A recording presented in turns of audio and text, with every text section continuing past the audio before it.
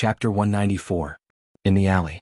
Because it was too far from the roadside, the street lights couldn't reach it, so it could only be vaguely seen by the moonlight. Big Cat's figure was hidden in the darkness. Its two glowing green eyes were like will-o'-the-wisps floating around. It was extremely fast, and in the blink of an eye, it was already in front of the man in the kimono. Just as Big Cat jumped up and waved its claws at the man in the kimono, he suddenly put his hands together and quickly chanted, "Ashi ashi me." At this moment, the big cat's animal instincts made it feel a sense of danger. It was a cold feeling. Although the temperature tonight was around -5 or 6 degrees Celsius, the sudden cold feeling faintly revealed a bone-chilling coldness.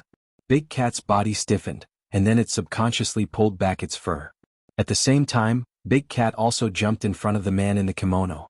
But just as it waved its claws and was about to crush the man's head, a blade reflecting the cold moonlight suddenly appeared in Big Cat's sight. It was a katana.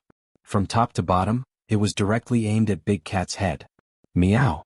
Big Cat, whose voice had always been low and hoarse, let out a sharp and ear-piercing cry at this moment. At this critical moment, it suddenly stretched its claws to the top of its head, and used its sharp claws to block the katana that was coming down fiercely. Ding! The sharp claws blocked the katana, and in an instant, there was a sound of metal colliding with stone. The katana cut the Big Cat's claws, but it didn't stop and continued to cut downwards. The blade violently rubbed against the sharp claws, and in an instant, a series of sparks were drawn. In an instant, the alley was like a firework, and the splashing sparks also reflected the face of the katana's owner. It was a samurai wearing Japanese-style armor and a yakuza mask. The armored samurai was at least 2 meters tall, and the man in the kimono standing behind him looked like a child. Big Cat was confused by the sudden appearance of this armored warrior. After blocking the attack, it leaped back and crouched on the ground, ready to pounce at any time. The sudden appearance of this armored warrior made the Big Cat feel threatened. It didn't pounce on the warrior right away. Instead, it meowed at the warrior.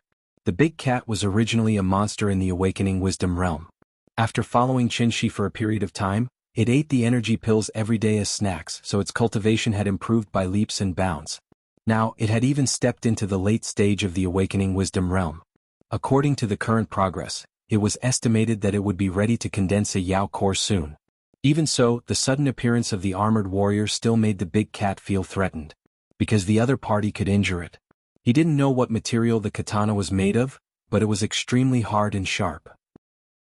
The Big Cat blocked the attack with its paw, but a shallow scratch was left on its paw. This made the Big Cat secretly vigilant. Monsters weren't immortal cultivators, so they didn't know so many fancy spells and moves. Fangs and claws were their only means of attack, but this didn't mean that monsters couldn't beat immortal cultivators of the same realm. In fact, in the case of the same realm, when monsters fought against immortal cultivators, it was usually the monsters who won by crushing them. Although they didn't have many means, every one of them was fatal. It could be said that they were simple, crude, and aimed at the vital points. Monsters didn't have as many tricks as humans. Nature's survival of the fittest had long taught them one truth. A lion would use all its strength even when hunting a rabbit. The Big Cat lay on the ground and observed for a while.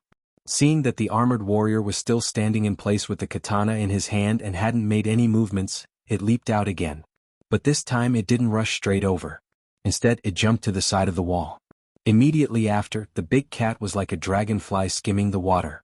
It went along the wall, past the armored warrior, and went directly behind the man in the kimono. The Big Cat wasn't stupid. This armored warrior didn't look easy to deal with, so it was prepared to kill the man in the kimono first, then slowly deal with the armored warrior. It had been preparing for this attack for a long time. After the sudden explosion, the Big Cat's speed was even faster than before. The armored warrior was still standing in front of the man in the kimono in a daze, but the Big Cat had already pounced on the man from behind.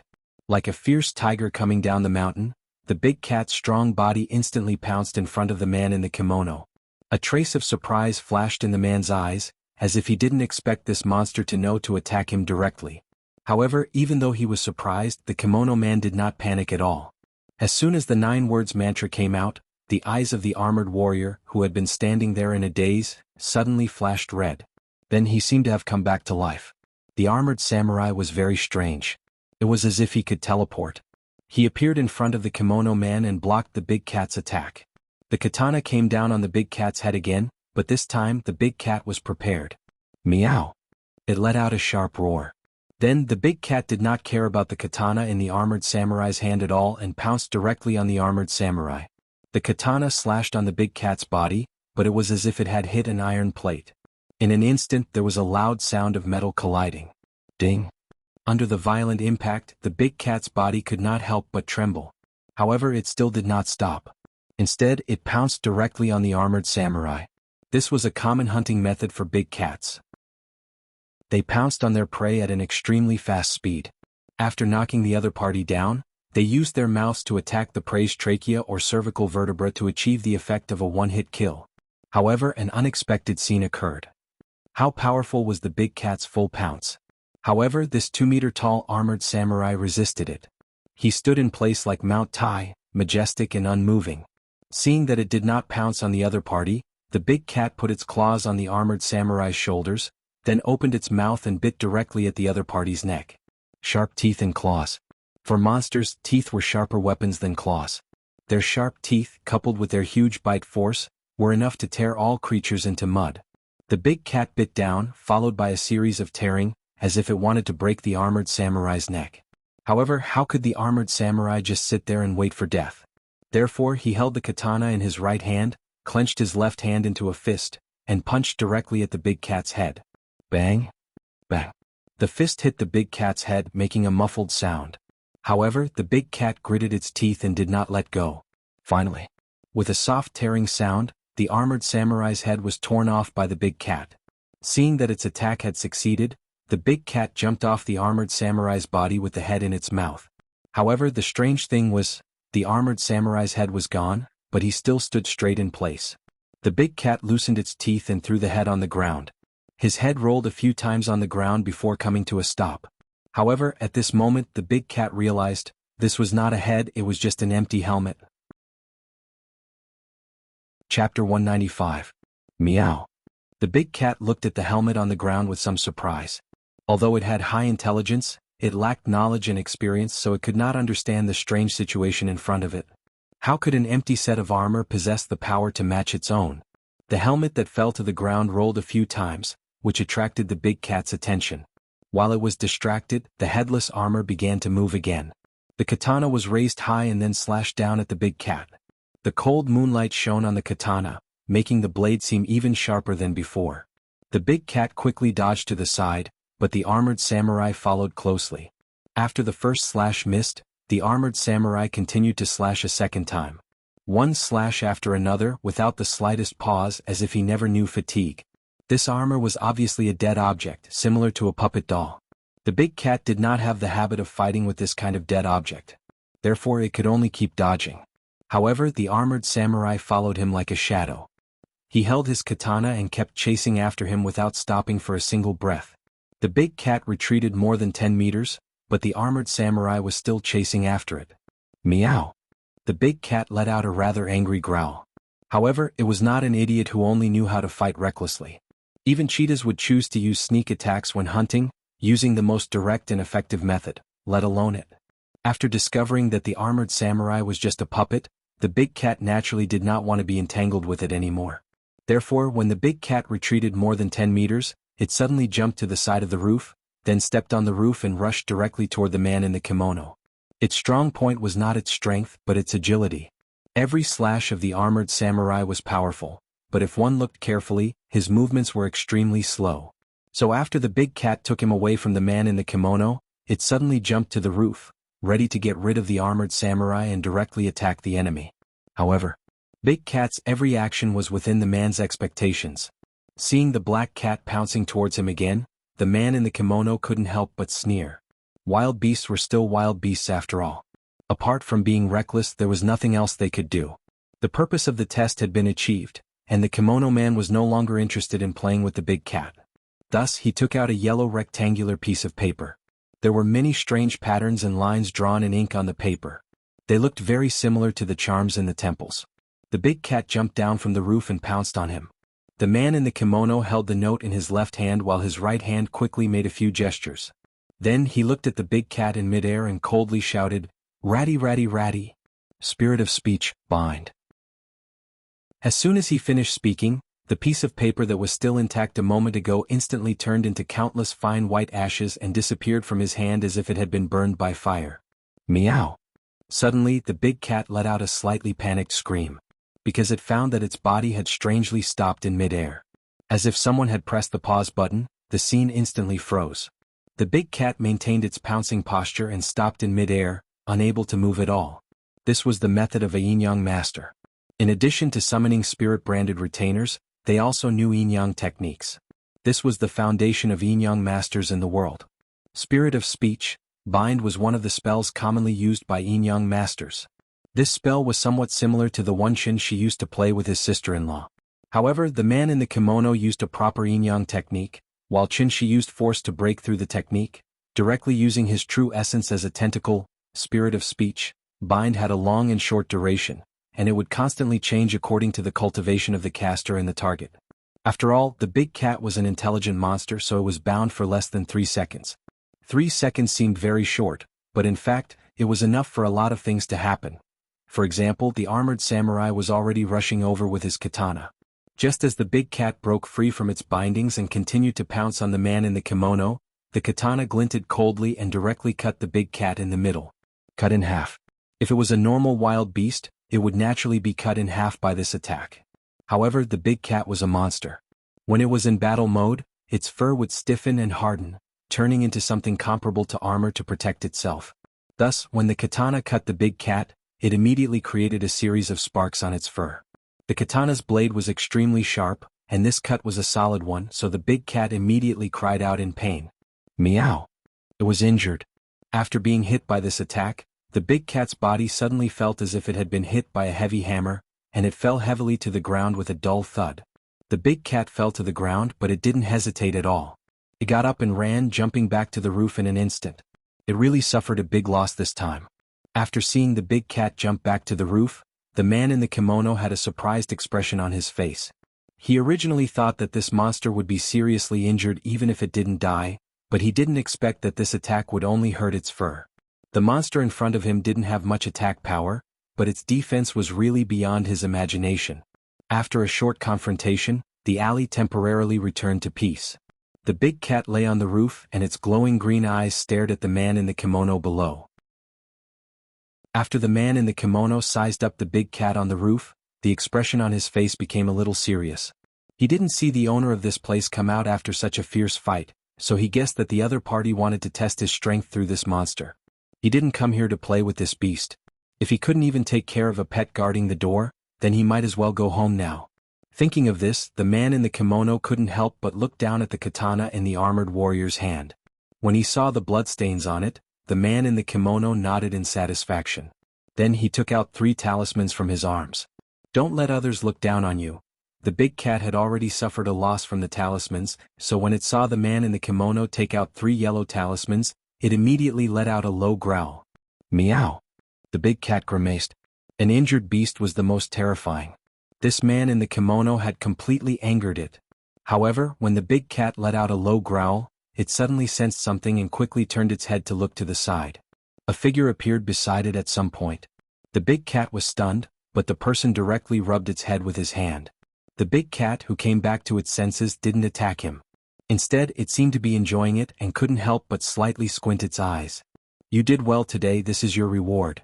The person lightly patted the big cat's head, and then stuffed a few pills into its mouth. The big cat swallowed the pills and then rubbed its body against the person's leg. The ink leopard, whose body was comparable to a fierce tiger, was nestled under the person's leg at this moment, and constantly let out a pet cat's meowing sound. It looked really strange, in the alley. The man in the kimono looked up at the scene in front of him, and couldn't help but frown. He really didn't understand. Chapter 196. In the quiet alley under the dark night sky. The young man who suddenly appeared on the roof immediately attracted all the attention of the man in the kimono. When did he get here? Where did he come from?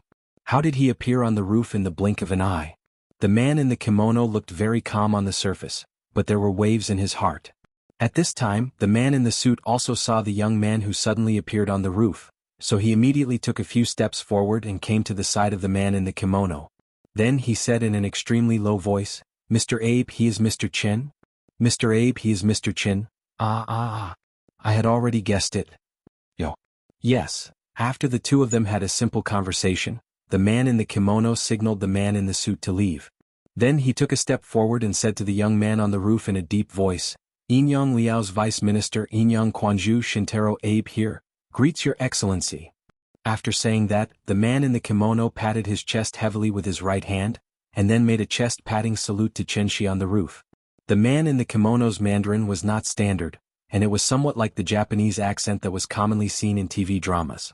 Because of the long-term influence of the Bushido spirit, Japanese practitioners often regarded honor as more important than life, so they could not accept any mistakes, and once they made a mistake, it was very likely that they would choose to commit suicide by committing suicide.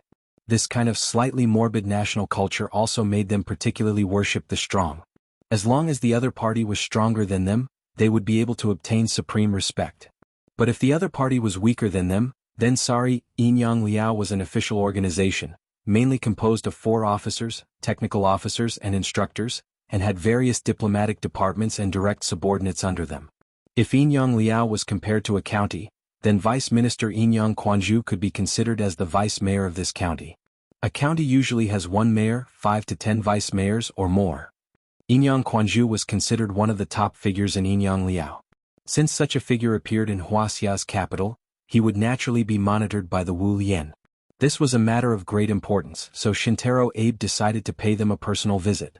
However, because the Wu Lian inspection office was following him closely, Shintaro Abe could only choose such a bad time to visit. Chenshi stood on the roof and gently stroked Big Cat's head. At the same time he used his true essence to stop the wound on Big Cat's back. After hearing Shintaro Abe's words, Chenshi did not immediately reply. Instead he silently looked at the 2 Japanese below. The man in the suit had given him a business card before, but this was the first time the man in the kimono had seen it. The deputy minister of the Inyang Liao was the deputy minister of the Inyang Liao. It sounded like a very awkward position. In addition, Chenshi did not understand the Japanese culture, so he could not understand the other party's meaning for a while. However, this did not hinder Chenshi from deducing. Onmyoji were similar to necromancers. The man in the kimono named Shintaro Abe was probably at the level of foundation building, which meant that he was at the level of Onmyoji. He was at the level of Onmyoji, which was the same level as Onmyoji. When a necromancer reached the awakening level, he could be called a heavenly master. Therefore, Shintaro Abe's position in Inyang Liao was obviously much higher than his sister-in-law's position in Wu Lian. After such a deduction, Chenshi had a rough idea of the other party's background. He was not very interested in Shintaro Abe. What Chenshi was really interested in was the headless armor that was emitting yin-chi. That was probably a shikigami. The so-called shikigami was called summoning demon in the West. In Southeast Asia, it was called subduing the head and enslaving the ghost. In Wuxia, it was called imperial spirit exorcism. In fact, they were all spells of the same type. It was just that the Onmyoji of Japan had a deeper understanding of shikigami, so the shikigami they summoned was usually more powerful than themselves. The injuries on the Big Cat's body were obviously caused by the shikigami. Chenshi went to Mount Lingshan to cultivate every night, so he was not at home just now. He only hurried back when he noticed that someone had come to cause trouble. Chenshi did not say anything, so Shintaro Abe kept his hand on his chest. It had to be said that he really gave Chenshi enough face. However, the first thing Chenshi said made Shintaro Abe's expression change. There is an old saying in Wuxia, you have to look at the owner before you hit the dog. You came to my house in the middle of the night and hurt my pet, how are you going to pay for this? After hearing Chenshi's accusation, Shintaro Abe suddenly realized that he had misunderstood. That monster was not used to test his strength at all, therefore he could only hurriedly bow and apologize. Your pet suddenly attacked me, causing me to mistakenly think that you wanted to test my strength, so I retaliated. Swords have no eyes, I accidentally hurt your pet. I hope that you will forgive me, sir. Hearing this, Chenshi could not help but look down at the big cat. The big cat was not as cunning as humans. Therefore, after thinking for a while, it rubbed against Chenshi and admitted that it was the one who launched the attack first. Although it just wanted to scare the other party away, it was indeed because it pounced that it caused the other party to counterattack. Therefore, when Shintaro Abe found such a reason, the big cat could only nod and admit it. Seeing this, Chenshi was unmoved. He did not immediately reply, but silently looked at Shintaro Abe as if thinking about something. After a long while, Chenshi suddenly raised his right hand, formed a sword with his fingers, and pointed directly at the armored warrior beside him. A ray of golden inner yuan suddenly exploded from his fingertips. Like a laser beam, it instantly hit the armored warrior's chest. The unforeseen event happened so suddenly that Shintaro Abe could not react at all. When he turned to look at the armored warrior, his chest suddenly heated up, and a bloody taste surged up his throat. Then he spat out a large mouthful of blood. Everlasting evil, vanquish evil. One of the 49 styles of heaven's divination, specialized in destroying all filth and evil in the world, souls and spirits. Wherever the inner yuan touched, evil spirits would be destroyed. Therefore, when the armored warrior was hit by vanquish evil, he instantly turned into white smoke and disappeared from the alley. The so-called spirit-branded retainer was actually refined with Yin spirits, and it required the caster's own blood essence to cultivate the spirit-branded retainer, and had absolute control over the spirit-branded retainer. The existence of the spirit-branded retainer was closely related to the Yin-Yang master, and if the spirit-branded retainer was severely injured, the Yin-Yang master would also be injured. Chen Shi's current cultivation was not the same as when he was in Zhonghai, and a casual finger was enough to defeat the spirit-branded retainer that Shintaro Abe had painstakingly cultivated for many years. I will spare your life today, but don't let me see you again and anything related to Yin-Yang Liao. Do you understand? Although Chen Shi was no longer the 8th grader who would only hate Japan for no reason, he still did not have a good impression of Japan. He was too lazy to feign civility with Shintaro Abe in front of him, and directly expressed his attitude. Although Shintaro Abe was severely injured, his expression did not change much. After hearing Chen Shi's words, Shintaro Abe acted as if nothing had happened, and hurriedly bowed and said, "Ho! I will remember. Those who belong to Yin-Yang Liao will never disturb you again. Please accept our friendship." "Alright, cut the crap, you guys can leave." Ho! After saying that, Chen Shi was too lazy to bother with them, and turned around to return to the courtyard with the big cat. After Chen Shi left, Shintaro Abe could not stand still. His legs went soft and he almost fell to the ground. Fortunately, the man in the suit next to him caught him in time. Chen Shi suddenly turned hostile and injured Shintaro Abe, which made the man in the suit very angry. As he helped Shintaro Abe out of the alley, he whispered a few words into Shintaro Abe's ear. But what the man in the suit didn't expect was that after Shintaro Abe heard this, he slapped him in the face and scolded him. "Baka. Idiot. I'm sorry I'm wrong." What kind of existence was a celestial being? Shintaro Abe thought that the man in the suit was actually thinking of revenge. This kind of thinking was really stupid. Because his motto was, there were no eternal enemies or eternal friends in this world. There were only eternal interests. Although the visit ended in failure, Shintaro Abe didn't think it was too bad. After all, the great era was coming. An individual's strength would always be powerless in the face of a huge organization.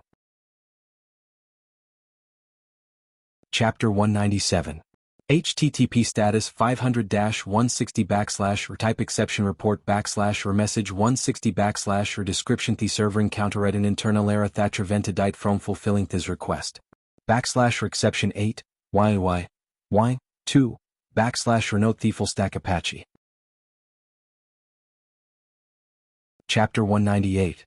Because of the opening of the skating rink, the businesses near Hohai also welcomed the peak season. So Chen Shi was really picking up money recently. Originally, when the business was good, he should have closed the shop to take care of the children. But Qiao Yuan's timely appearance saved Chen Shi a lot of trouble. Qiao Yuan was not a delicate rich girl, and her hands and feet were very agile. She did the work of the tea house alone. In fact, although the business of the tea house was good, there was not much work. Therefore, after work, Qiao Yuan even had time to sit behind the bar to review her homework, which could be regarded as thoroughly carrying forward her spirit of being a top student. Since Chen Shi did not need to guard the shop at all times, and the skating rink was opened again, the 3 little guys were naturally happy. They now went to the skating rink every day, and Chen Shi naturally became the king of the children. They often went abroad and their skating skills were good. A 4-year-old child was at the age when people liked them. In addition, they did not cause trouble to annoy people, so after a period of time, most of the staff of the skating rink knew these 3 cute little guys. Yin Yin, Wen Wen, Ming Ming. Once Chen Shi took them to the skating rink, there would immediately be people greeting them warmly. The bustle of Hohai was always intermittent, and in the blink of an eye, it was already February. February 8th, after the beginning of Spring Little New Year. With the start of the first wave of homecoming craze, the peak period of the Shikahai skating rink was finally over. The resident population of Shangjing was as many as 20 million, but the foreign population accounted for 8 million. In addition, the household registration in Shangjing did not mean that the hometown was in Shangjing. Therefore, once the homecoming craze started, when people left Shangjing with a year's harvest, the bustle of Shangjing became desolate at a speed visible to the naked eye. Gu Lao's hometown was in Jizhou, so he also took the two brothers away. This time they would have to come back after the Lantern Festival. When the little guy heard the news, she was stunned. After all, she had only been in this world for a short time.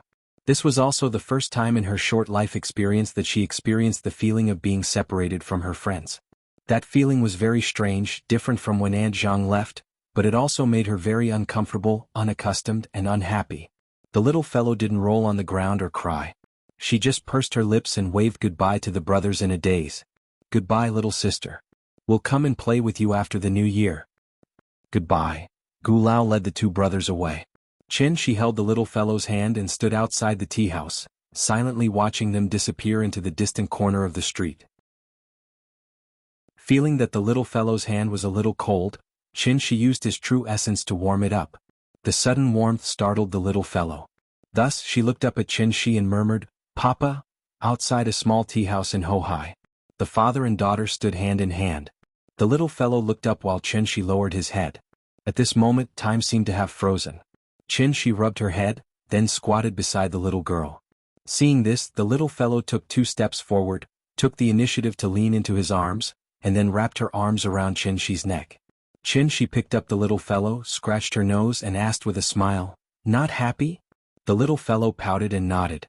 Her pink little face was like the spring that was about to come at the end of winter, like a flower bud that was about to bloom. Coupled with that pitiful look of grievance, it really melted Qin's heart. Killing by acting cute.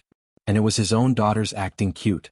Not to mention that he was only in the semi-god realm, even an immortal emperor would not be able to resist this. Mua. Qin kissed the little fellow's face heavily. But the little fellow waved her little hands trying to push Qin away. At the same time she did not forget to pout and shout, "Papa, you're so annoying." Seeing her look of disdain, Qin couldn't help but laugh. The little princess was angry, so he had to coax her. Looking at the little fellow in his arms, Qin was really dazzled by her cute appearance. What meant that the toughness that had been tempered 100 times turned into softness. After pinching her little face again, Qin smiled slightly, then looked at the little fellow and asked seriously, "Nian, don't be angry. Daddy will show you a magic trick, okay?" Hearing what he said, the little fellow's big eyes rolled for a moment, and she pouted as if she was thinking. After a long time she said very proudly, "Okay." "Okay, nay." Qin made the sound of a horse galloping and the little fellow immediately giggled. Seeing that the little fellow finally smiled, Qin held her tightly in his arms then shouted, "Let's go, the princess is going." As soon as his voice fell, he held the little fellow and soared into the sky, straight into the clouds. In ancient times, King Yu of Zhou played with the warlords with the beacon fire, Wu Sangue was angry for a beauty, Emperor Xuanzong of Tang rode in the red dust, and the concubines laughed. Today there was Qin, blue sky moon to the clouds. This was not the first time that Qin had shown inhuman means in front of the little fellow. But if the previous ones were acceptable, then this time it was really a bit exaggerated. He held the little fellow and soared into the sky, and in an instant, he had flown into the clouds. The little fellow's eyes were dazzled, and before she came back to her senses, she found that she was already in a thick fog. Because there was no sound and no sense of weightlessness, she did not know what was going on at all. What was the white cloud like? In fact, it was just a cloud of mist. When people were in the clouds, it was actually like being in the thick fog in the winter morning. The little fellow lay on Qin's shoulder looking around. But the thick fog covered her eyes so she could not see anything at all. Qin deliberately paused in the clouds, gently pinched the little fellow's little face, and then said with a smile, "Baby, watch carefully. Daddy is going to show you a magic trick." The little fellow did not care about being angry at this time, because the sudden change in the surrounding environment had completely attracted her attention. Human beings always had a natural fear of the unknown. But if this was Daddy's magic trick, then the little fellow would not be afraid, but would only feel curious. Seeing the little fellow nodding, Qin smiled, and then rushed out of the clouds with her. In an instant, the bright sun shone on the little fellow and she closed her eyes tightly. It was still a dark winter in Shangjing, but in the blink of an eye, it was like coming to a tropical beach that was like spring all year round. The sun was blooming with thousands of golden clusters, like a kind grandfather, smiling at the little fellow. Huff! The little fellow squinted her eyes for a long time to adapt. When she opened her eyes, what came into her eyes was a vast sea of clouds. The blue sky, the dazzling sun, as well as the boundless white clouds beneath Qinshi's feet. The little fellow was stunned. After coming back to her senses, she quickly poked her head out to look at Qinshi's feet. Just like when she visited Kunming Lake at night, the little fellow only saw that Qinshi was like an immortal walking in the clouds, stepping on the white clouds and leisurely walking toward the distance with her. The clouds paved the road and people walked in the sky. Chapter 199. In Qinshi's Lolita training plan, he did not want the little fellow to come into contact with the inhuman power too early. Therefore, when he took the little fellow to the clouds to take a look at the scenery, Qinshi quickly took the little fellow back to the ground. The little fellow had not started to read Journey to the West, so she had no concept of riding the clouds. In addition, when Qinshi was flying, he deliberately blocked her sight. Therefore, in the little fellow's cognition, she just felt that her father took her to a very strange place all of a sudden. But as for where it was, her father did not say, so she did not know. In the blink of an eye they were in the sky, and in the blink of an eye, they were on the ground. For a 4-year-old little fellow, this was really an interesting trick. When the father and daughter returned to the tea house, the little fellow was still sitting in Qinshi's arms excitedly. She kept twisting her small body and shouted excitedly, "Papa! Do it again! Do it again!" Hearing this, Qinshi smiled and pinched her little face. Then he said mysteriously, "There is not enough time today. We have to go home for dinner. Daddy will show you more interesting magic tricks in the future, okay?" The little fellow tilted her head and thought for a while. Perhaps she was interested in the more novel tricks he said, so after thinking for a while, she grinned and said, "Okay. Good girl." The father and daughter talked as they returned to the bar. Qiao Yuan did not know what they had just done. When she saw Qinshi coming over with the little fellow, she immediately got up and said, "Boss, this is today's account. Do you want to see it?" While speaking, Qiao Yuan handed over the bill. Qin Ruoying used to calculate the account when she had nothing to do, but Qinshi was completely a hands-off boss. Therefore, after opening the business for several months, she had not seen him calculate the account even once. The little girl was smart, diligent, and attentive. Even though Qinshi didn't arrange any work for her, Qiao Yuan still did the accounts for this period of time clearly. Every day's income was clear at a glance. Qinshi took the account book from Qiao Yuan's hand. After glancing at it casually, he put the account book back on the bar. Qiao Yuan got up and gave him the position of the shopkeeper. Qinshi did not refuse. He sat on the chair with the little fellow in his arms. He opened the drawer under the bar and saw the profit of the tea house this month. The red 100 yuan bills were placed in a pile, and the 50s and 20s were placed in order. After a rough count, there were tens of thousands of them. Qinshi casually fiddled with the money in the drawer. Then he took out a stack from the inside and put it directly into Qiao Yuan's hand. "You've been working here for more than a month. It's been hard on you.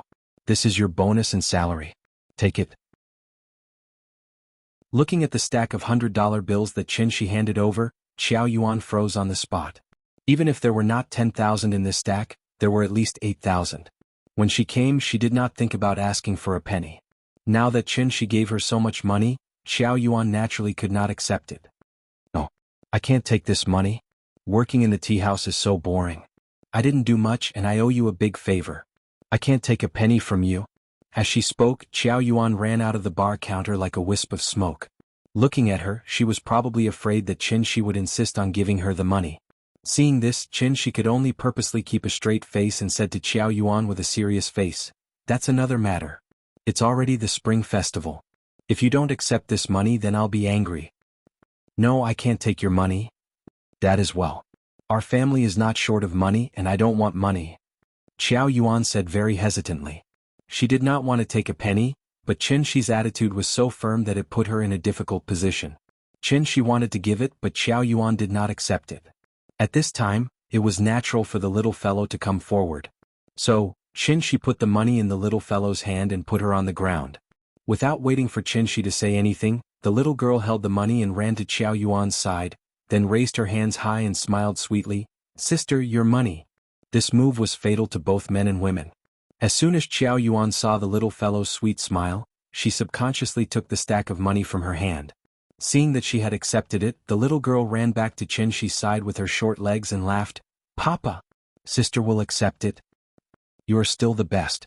Qinshi smiled and pinched the little fellow's little face.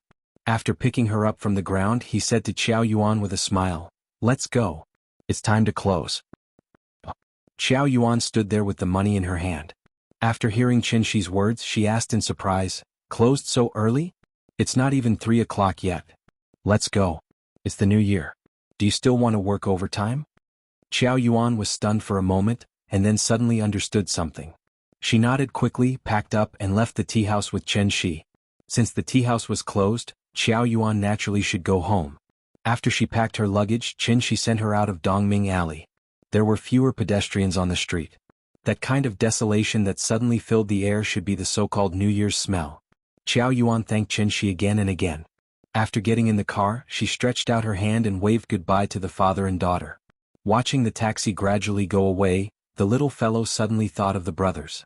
So, she sat in Qinshi's arms and murmured thoughtfully, Papa, is it the new year again?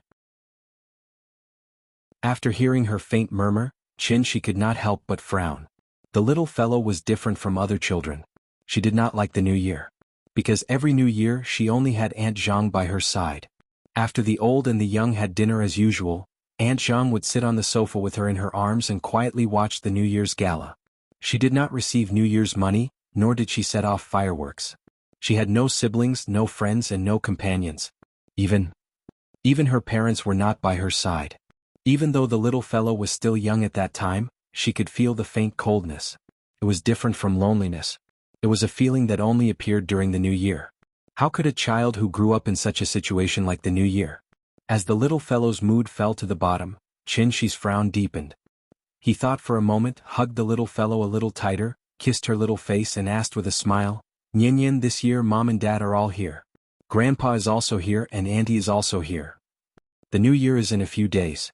Dad will cook you a lively reunion dinner and take you to set off firecrackers, okay? Hearing this, the little fellow suddenly thought of something. Yes. This year was different from the past. So, she hugged Qinshi's neck and nodded heavily with a smile on her face again. I want New Year's money. Other children have New Year's money. I want it too. Then let Grandpa and Auntie give you red packets, okay? Okay. Papa is the best.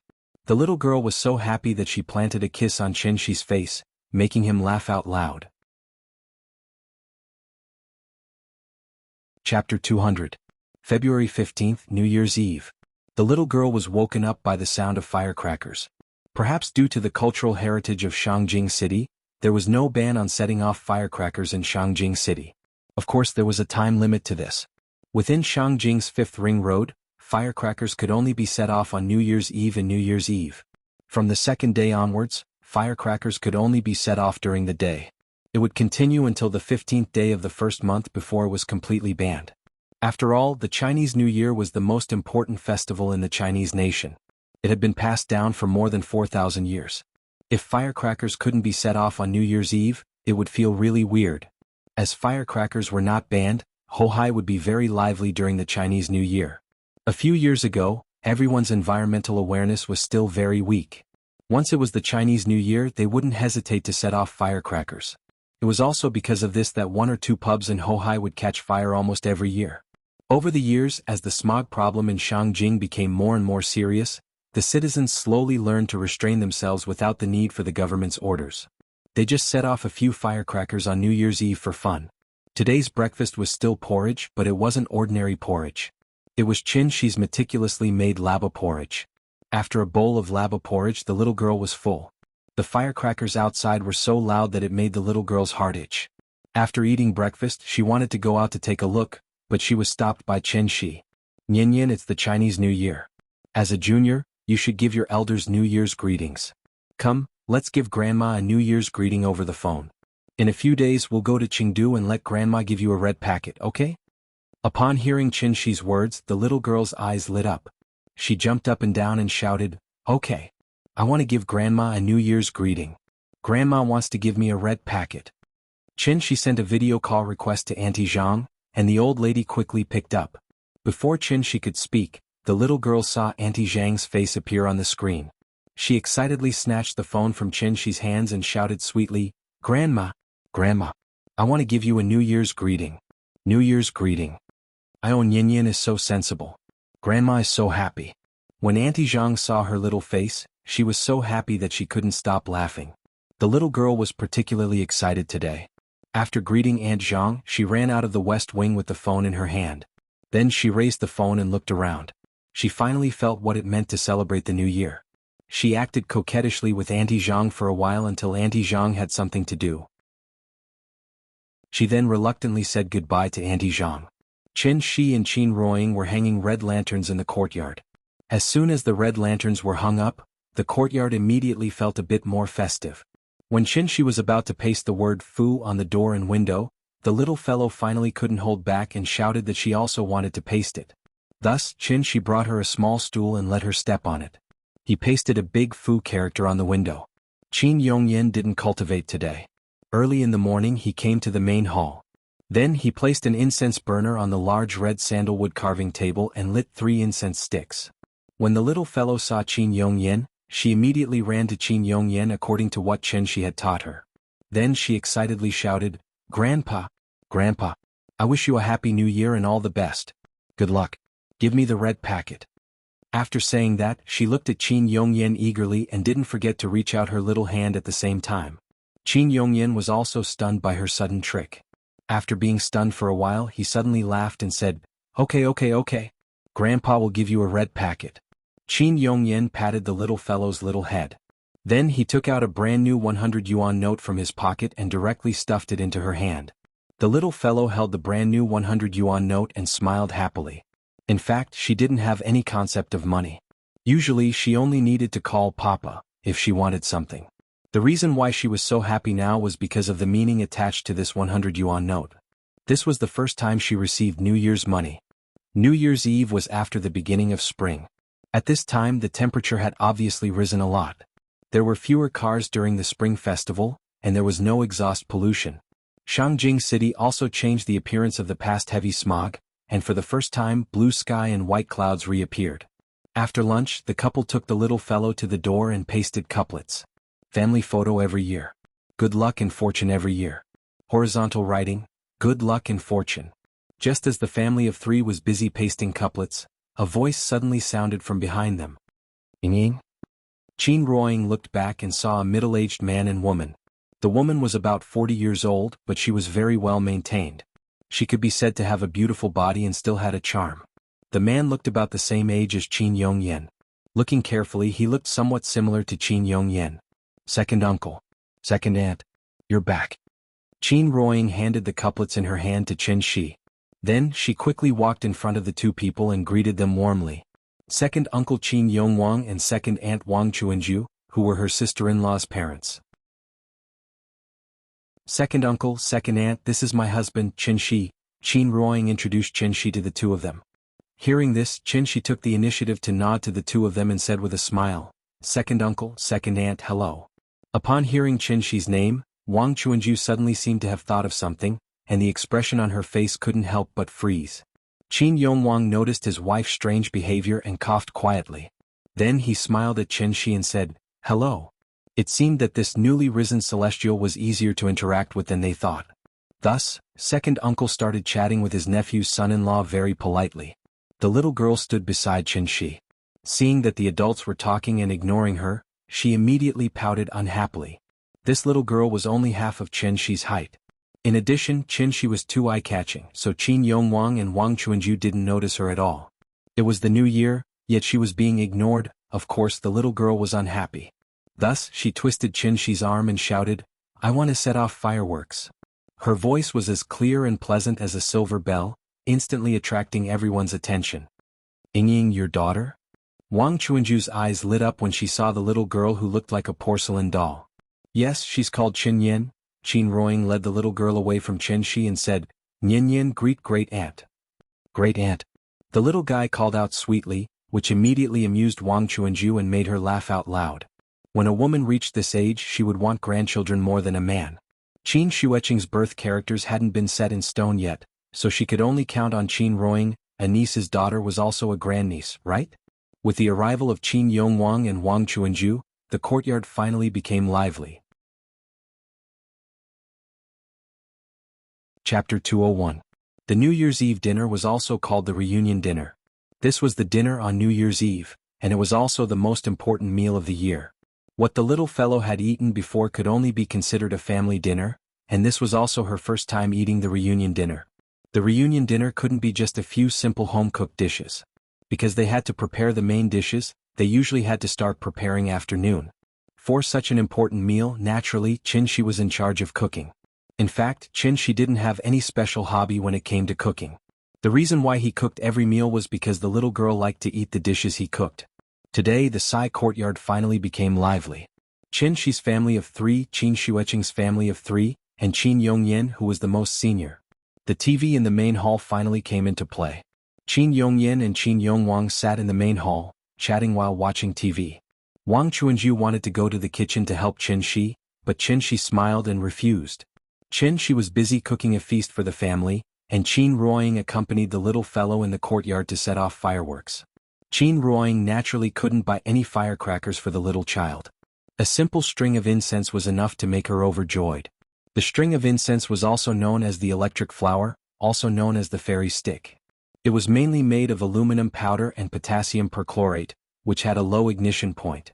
Once it was ignited, it would emit thick smoke and sparks in all directions. This thing was of good quality and cheap, and it was very safe. Unless it was burned on the face, it basically wouldn't burn clothes or hair. It was also the most popular fireworks for children during the New Year. Last year during the New Year, the little fellow was only 3 years old. Naturally, Aunt Zhang wouldn't let her touch fireworks. As for setting off firecrackers, that was even more impossible. Therefore, when Qin Ruoying lit the first firework for the little fellow immediately jumped up and down excitedly. Wasn't the firecracker that was emitting thick smoke and sparks the magic wand in little fairy's hand? The little fellow carefully took the firecracker from Qin Ruoying's hand and simply waved it. After finding that there was no danger, she ran wildly in the yard. It was not dark yet, so the effect of the fireworks was not very good. However, the little guy was having a lot of fun. He waved the fireworks and circled around the yard. Perhaps it was infected by her laughter, but today the big cat was no longer as lazy as it usually was. The little girl ran in front with the fireworks in her hand, and it meowed behind her. Who knew what they were laughing about? The first stick of fireworks burned out very quickly. Thus, the little girl ran back to Qin Ruoying's side and eagerly waited for her mother to light a second one for her. Qin Xueqing and Wang Chuanju stood on the steps outside the east wing. When they saw the little fellow's adorable appearance, Wang Chuanju sighed with emotion. Yuqing, you were just as adorable when you were Nian Yan's age. Hearing that, Qin Xueqing smiled and said, people grow up eventually. Yes, people grow up eventually. When they grow up, they have to start a family and have children. I don't know when I, as a mother, can become a grandmother. Look at your uncle, I'm so envious. Wang Chuanju's sudden exclamation caught Qin Xueqing off guard. After a long silence, she stiffly spat out, I'm going to practice. After saying that, she quickly ran into the east wing as if she was escaping, leaving Wang Chuanju standing outside, covering her mouth and laughing secretly. 6 adults and 1 child, naturally a big table had to be set up, so this New Year's Eve dinner was exceptionally sumptuous. These days everything was about good luck. Every dish was carefully selected by Qin, such as the 5 blessings, 3 sons, Tuan Tuan, Yuan Yuan, Nian Nian Yu, happy tonight, and so on. After he placed the dishes one by one on the big table in the main hall, the little girl didn't even set off the fireworks and ran back after smelling the aroma. She knelt on the chair and stared at the table full of delicious dishes. Her saliva almost flowed out of her mouth. The little girl turned around and glanced at Qin Ruoying. She realized that she didn't follow her into the main hall, but turned to the east wing, so she quickly grabbed a piece of pork rib from the table. Who would have thought that her sneaky behavior would be caught red-handed by Wang Chuanju? Wang Chuanju liked this grandniece very much. When she saw the little girl's gluttonous and adorable look, she couldn't help but pat her little head. This sudden movement also gave the little fellow a huge fright. She was gnawing on the pork rib with both hands when she suddenly felt her head being touched. She was so frightened that her little hand trembled, almost throwing the pork rib away. Great aunt. The little girl turned around with the pork rib in her mouth and saw that Wang Chuanju was standing behind her. She immediately pouted her lips and greeted her. Perhaps she had a guilty conscience, or perhaps she wanted to drag her down with her. Therefore, before Wang Chuanju could say anything, the little girl got up from the chair, grabbed a piece of pork rib and handed it to her. She said sweetly, Great aunt. Eat the pork rib. Wang Chuanju looked at the pork rib in the little girl's hand, then looked at her little greasy mouth. She immediately laughed and took the pork rib from her hand. Io Nyin is so sensible. Good girl. Wang Chuanju said as she sat next to the little girl. When the little girl saw that Wang Chuanju had eaten the pork rib she handed over, her little face suddenly bloomed with joy. By the time Qin brought out the last dish, the lively New Year's Eve dinner had finally begun. At the same time, the Spring Festival Gala began. Just like drinking wine without a side dish, if one didn't watch the Spring Festival Gala during the New Year's Eve dinner, one would feel that something was missing. Although the Spring Festival Gala in recent years had fallen into a vicious cycle of being held every year and scolded every year, if there was really a year when the Spring Festival Gala was suddenly not held, the people of the country would probably riot. Perhaps the Spring Festival Gala wasn't as bad as imagined. The reason why it was scolded every year was because everyone had high expectations for it. As the saying goes, love is hate. The more they scolded, the more it meant that they cared about it. It was lively on the TV and so was the Sihiyuan. Among the people at the table, except for the little girl, no one could be considered a real ordinary person. However, they were like ordinary people today. The family sat together happily, simply eating and chatting while watching the Spring Festival Gala. The little girl was soon full, but she didn't run around. Instead, she sat obediently in Wang Chuanju's arms and watched TV. She couldn't understand skits, nor could she hear the actors' lines clearly. She didn't even know the subtitles above, but whenever she heard the audience applauding on the television, the little girl would clap her little hands happily. The programs came one after another and in a flash it was 12 o'clock. Before the host counted down, some impatient people had already gone to the streets and set off fireworks and firecrackers one after another. 10, 9, 8, 7, 3, 2, 1. Happy New Year. As soon as the voice fell, the bell rang and then the people of the country boiled over. The crackling of firecrackers suddenly exploded, and countless fireworks bloomed in the night sky, instantly illuminating half of the night sky. The family came to the courtyard one after another, looking up at the brilliant fireworks one after another. Not to mention how excited the little girl was, even Qin Shueqing, who had always been cold, couldn't help but smile at this moment. Chapter 202. Flowing lights and colorful lights illuminated the city, and fireworks lit up the night sky. The rumbling sound of firecrackers was like thunder in summer, carrying the people's desire for the new year, and instantly turned the dark night sky into a sea of fireworks. Zhonghai was different from Shangjing. Fireworks and firecrackers were prohibited in the outer ring of Zhonghai, so this scene could not be seen during the new year. Although the fireworks show broadcast by CCTV was gorgeous and lively, it was not as vivid as standing under the night sky. The overwhelming firework rain continued to bloom in the night sky. The little fellow stared at her big eyes, opened her small mouth, and was so excited that she could not even say a word. It was really beautiful. Fireworks were easy to cool down, but the fleeting brilliance was enough to be remembered for a lifetime. Later, with the help of Qin Shi, the little fellow successfully ignited a skyrocket cannon. Her skyrocket cannon was particularly small compared to the large fireworks outside, but the little fellow was still very happy. The firework rain lasted for about 20 minutes before gradually subsiding. The reunion dinner was finished and the fireworks were also released. This new year she finally had a real one. The next day, when the little fellow slowly woke up, the air seemed to be filled with a faint smell of gunpowder. She sniffed her nose and suddenly smelled a strong fragrance. The little fellow opened her eyes and saw that Qin Shi was sitting on the bed with a bowl of longevity noodles in his hand, slurping and slurping. So this unwashed and unkempt little sloppy directly threw herself into Qin Shi's arms, opened her small mouth and wanted Qin Shi to feed her. Papa, I want to eat too. You get up and wash up first, then you can eat. After that, Qin Shi got up and left with the noodles in his hand, not giving in to her at all. The little fellow's small mouth twitched and seemed to be a little unhappy.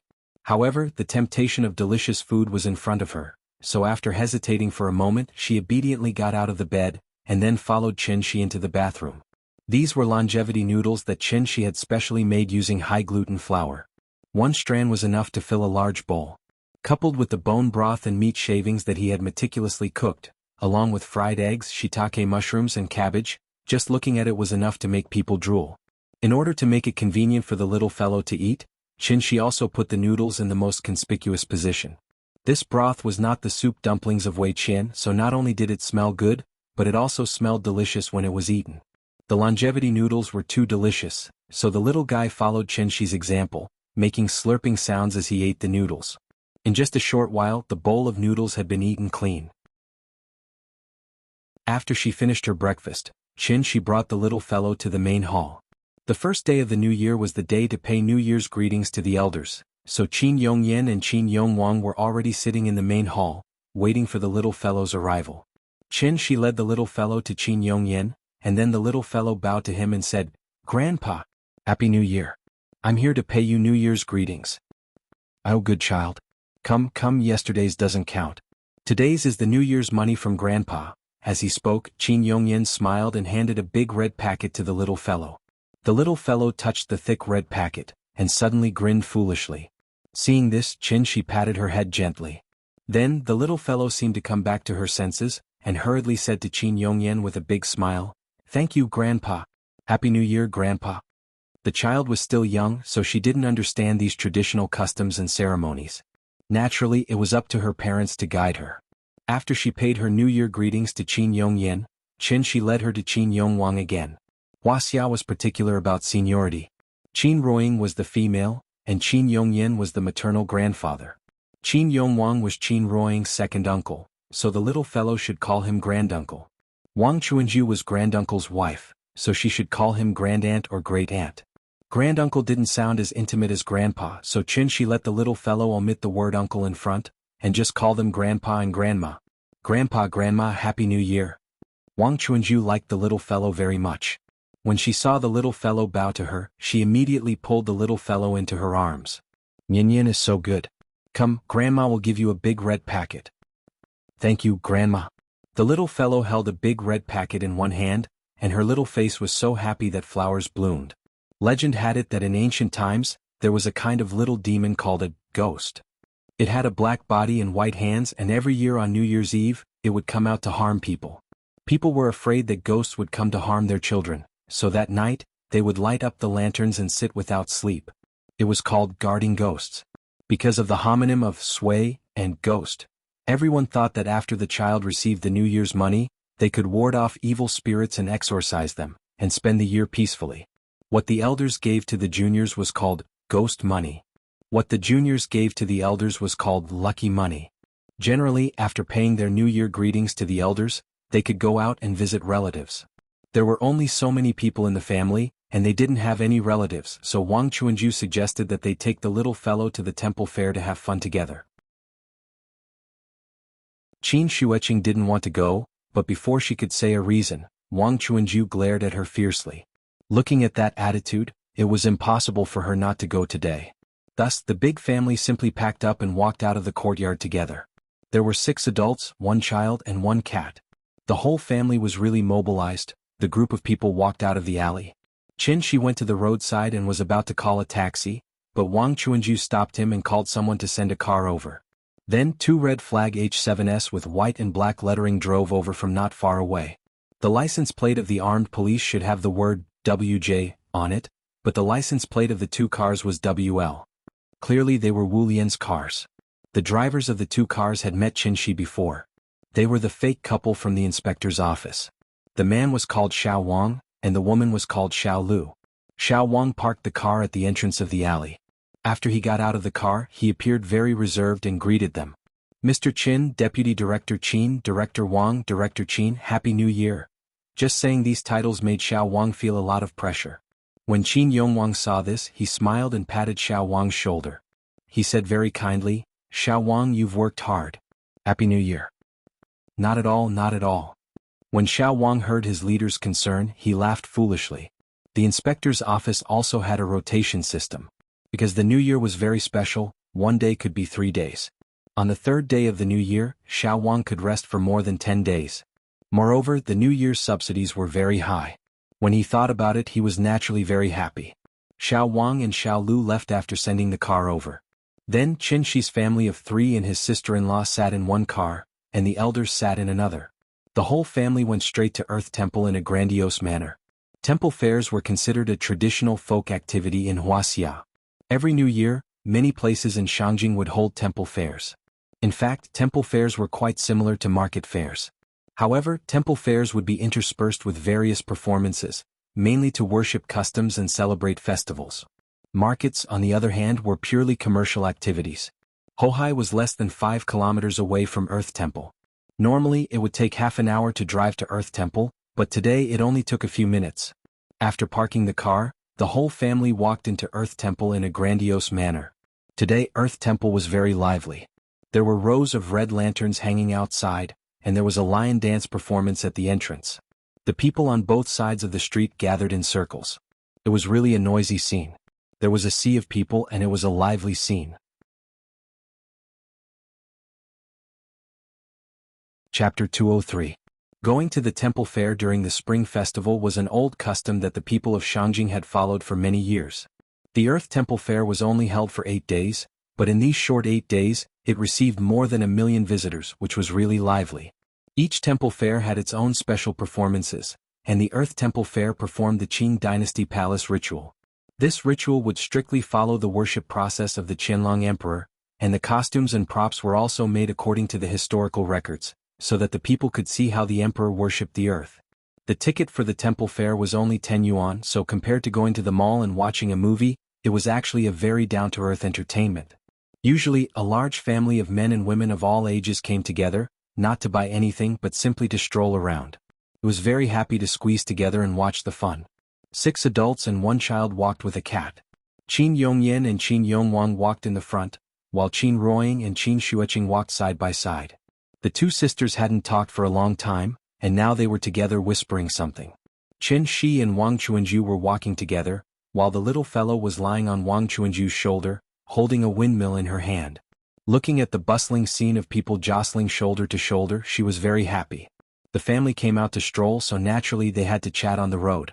Sure enough, after walking for a while, Wang Chuanju turned her head and looked at Qin Shi with a smile. She casually said, "You are Yingying's husband. If I call you my nephew's husband, it always feels a bit awkward. How about I call you little Qin, what do you think?" Hearing this, Qin Shi smiled and replied, "Second aunt, you are too polite. You are an elder, so you can call me whatever you want." "Well, then don't blame me for taking advantage of my seniority and putting on the airs of an elder in front of you." "Why would I?" "Second aunt, you are joking." "Ha." The 2 of them chatted awkwardly for a while.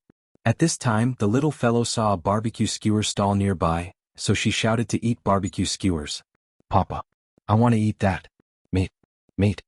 Gluttonous baby smelled the aroma of the barbecued meat, and his saliva almost flowed out. Thus, Qin Shi went to buy a few mutton skewers for her. When Qin Shi bought the meat skewers for her and the little girl was eating them, Wang Chuanju suddenly asked in a seemingly casual manner, "Little Qin, has Ming Qing ever told you about the Wu Lian?" "Yes, I did." Qin Shi nodded. He already knew what Wang Chuanju wanted to say to him. After all, Qin Shi had heard how Xiao Wang addressed Qin Yongyan and Wang Chuanju when he was delivering the car. Secretary Qin, Director Wang. The administrative levels of Wuxia could be divided into 5 levels: national level, provincial level, departmental level, county level, and township level. The Director General was a department-level official, equivalent to an ordinary mayor of a prefecture-level city, or the head of a provincial public security department or the head of a provincial education department. From this, it could be seen that Qin Yongwang's status in Wu Lian was really not low. At least he was at the level of Shintaro Abe. Celestial beings were really too eye-catching. Because of Qin Ruoying, Qin Shi was related to his sister-in-law's family, and their family was the backbone of the Wu Lian. Now, naturally they wanted to pull Qin Shi into the Wu Lian. The word relationship was a very magical existence in the eyes of Westerners. Because there was no corresponding translation of this word in other languages, they specially invented an English word, guanxi, China-style relationship. A simple example could be given. Once the people of Wuxia were in trouble, the first thing they would think of was not a lawyer but an acquaintance. Through their acquaintances and friends, they could get in touch with the government to solve the problem. The word relationship represented many meanings and there were many usages. The word itself was a neutral word. How to use it, where to use it, and whether it was appropriate to use it. This was why it carried both positive and negative meanings. Not long ago, his sister-in-law asked Qin Shi if he was willing to join the Wu Lian. Today, Wang Chuanju did the same thing again. It was foreseeable that if Qin Shi still did not agree today, then Qin Yongwang or even Qin Yongyan might come forward to invite him to join the Wu Lian. If that still did not work, then Qin Ruoying would probably have to come forward and persuade him. This was probably the so-called people in Jianghu have no choice. As long as Qin Shi still had concerns in his heart, then he could not ignore some things in this world. Join the Wu Lian? It was still the same words, not considering. It was not that he disliked the Wu Lian. He simply found it troublesome.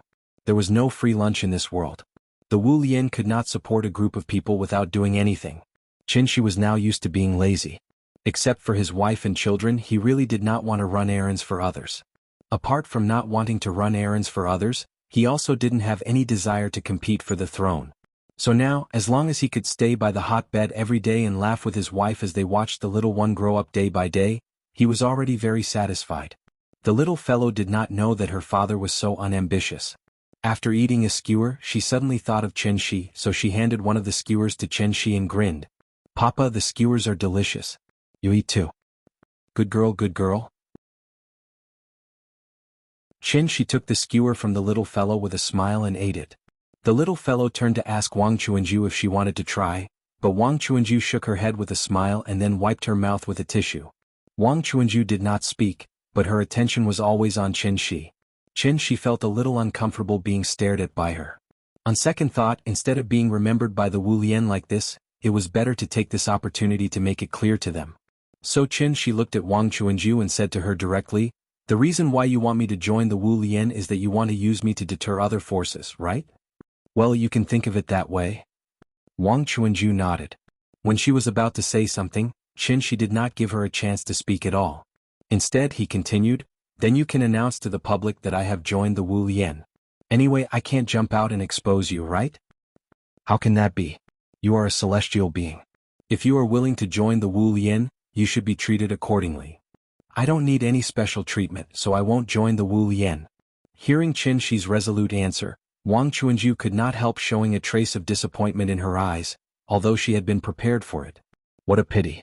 However, just as Wang Chuanju was feeling disappointed, Chen Shi said with a smile, "How about this, if the Wu Lian has any problems that can't be solved, I can be a guest, but only once. What do you think?" Hearing this, Wang Chuanju's eyes lit up. She smiled and said, "Promise?" "It's a deal." In fact, this was not a simple conversation between an aunt and a niece, but a direct conversation between a Wu Lian and a celestial being. The meaning of this promise was not simple. Chapter 204. The temple fair was crowded with people, and the sound of gongs and drums filled the sky. It was a festive scene. For the Wuxia people, the significance of the Spring Festival was extraordinary. The Spring Festival was also a holiday, but this long holiday was different from the Mid-Autumn Festival, the Dragon Boat Festival, and the National Day. Because only during this period, people could let go of their social identities, no longer bosses, employees, or students, but fathers, mothers, or children. Their social identities were temporarily invalid, and they had to rush home no matter where they were, just to be able to have a good new year with their families. The conversation between the two was quite pleasant. After reaching a consensus with a few simple words, Wang Chuanju stopped talking about business with Chen Shi and talked about the education of the little fellow. Chen Shi had already made up her mind to wait until September next year before sending the little guy to kindergarten for big classes. At that time she was 5 years old. After adapting to kindergarten for a year, she was just at the age of primary school. The timing was just right. The little fellow was now very clever. When the adults spoke, she would listen to them. It didn't matter if she didn't understand. Once she heard something that she could understand, she would immediately express her opinion. For example, when she heard the sensitive word kindergarten, the little fellow immediately pouted and shouted, "I don't want to go to kindergarten." In the past, she was lonely and had no one to accompany her. Now, under the leadership of the two brothers, she had completely let go of herself, so she would rather die than go to kindergarten again. The little fellow sat in Wang Chuanju's arms and twisted her buttocks. Seeing this, Wang Chuanju comforted her with a smile. Okay. If you say you don't want to go, then don't go. Grandma is so nice." The family strolled around Daitan Park for the whole morning. When it was time for lunch, Qin Yongwang took everyone to know. B16 at the north gate of Daitan Park. B16, Hipingli Central Street, was a high-end club, similar to the Binjiang Club, but far better than the Binjiang Club. If the Binjiang Club represented business, then no. B16 represented power. It was originally a royal garden called Jifanjiwen, which was under the jurisdiction of Daitan Park and covered an area of nearly 10,000 square meters. At first, the project approval was in the name of building office space in Daitan Park. However, after the construction, it suddenly changed and directly became a gathering place for the rich and powerful. No. B16 Club. This kind of fraudulent operation was simply not something that ordinary people could imagine. Therefore, even though Daitan Park received millions of visitors a year, few people knew that this Imperial Garden, which was only a wall away from Daitan Park, was actually the most high-end private club in Shangjing. Gate B16 was the highest-grade gate with red paint and gold nails. There was only one staff member in the park's security uniform standing outside the gate. If it were an ordinary tourist, they would probably think that this place was not open to the public and that it was some kind of museum or research institute. Qin Yongwang handed over a card. After the staff took a look at it, they bowed to him respectfully and opened the door. The door was only opened halfway. After Qin Shi and his family walked through the door, the staff quickly closed the door. Where the emperors of the Ming and Qing dynasties once reigned, the merchants of the present day gathered at the altar. Without going out of the city, one can enjoy the beauty of mountains and rivers. While staying in the bustling city, one can enjoy the beauty of the woods and springs. Standing behind the gate and looking around, one could see the palace rooms, corridor pavilions, pond pavilions, climbing corridors, rockery, and so on in the garden. The Qing dynasty relics in the garden, such as Jingguang Hall and Jinghe Hall, as well as the Xingshi Hall on the inner wall of the north side of Daitan Park, reflected a strong palace style. Now these buildings had all become private rooms of the B16 Club. The family had just walked through the gate, and before they had time to look around, two young women in cheongsams came over. They first paid their respects to Qin Yongwang, who was the leader of the group. Then they led the group of people into the garden. Along the way, the feeling was like being in the palace of the Qing dynasty. The surrounding ancient buildings had been carefully renovated. All of them were gilded and painted with color, with corner tiles and eaves. When they passed by the parking lot, Qin Shi also noticed a small detail. The license plates of all the cars here were covered with cloth covers. It could be said that this was a meticulous service. The two women in cheongsams led the family around the garden for a while. After passing through the garden and crossing the stone bridge, they walked into a private room. The private room was very large, about 100 square meters.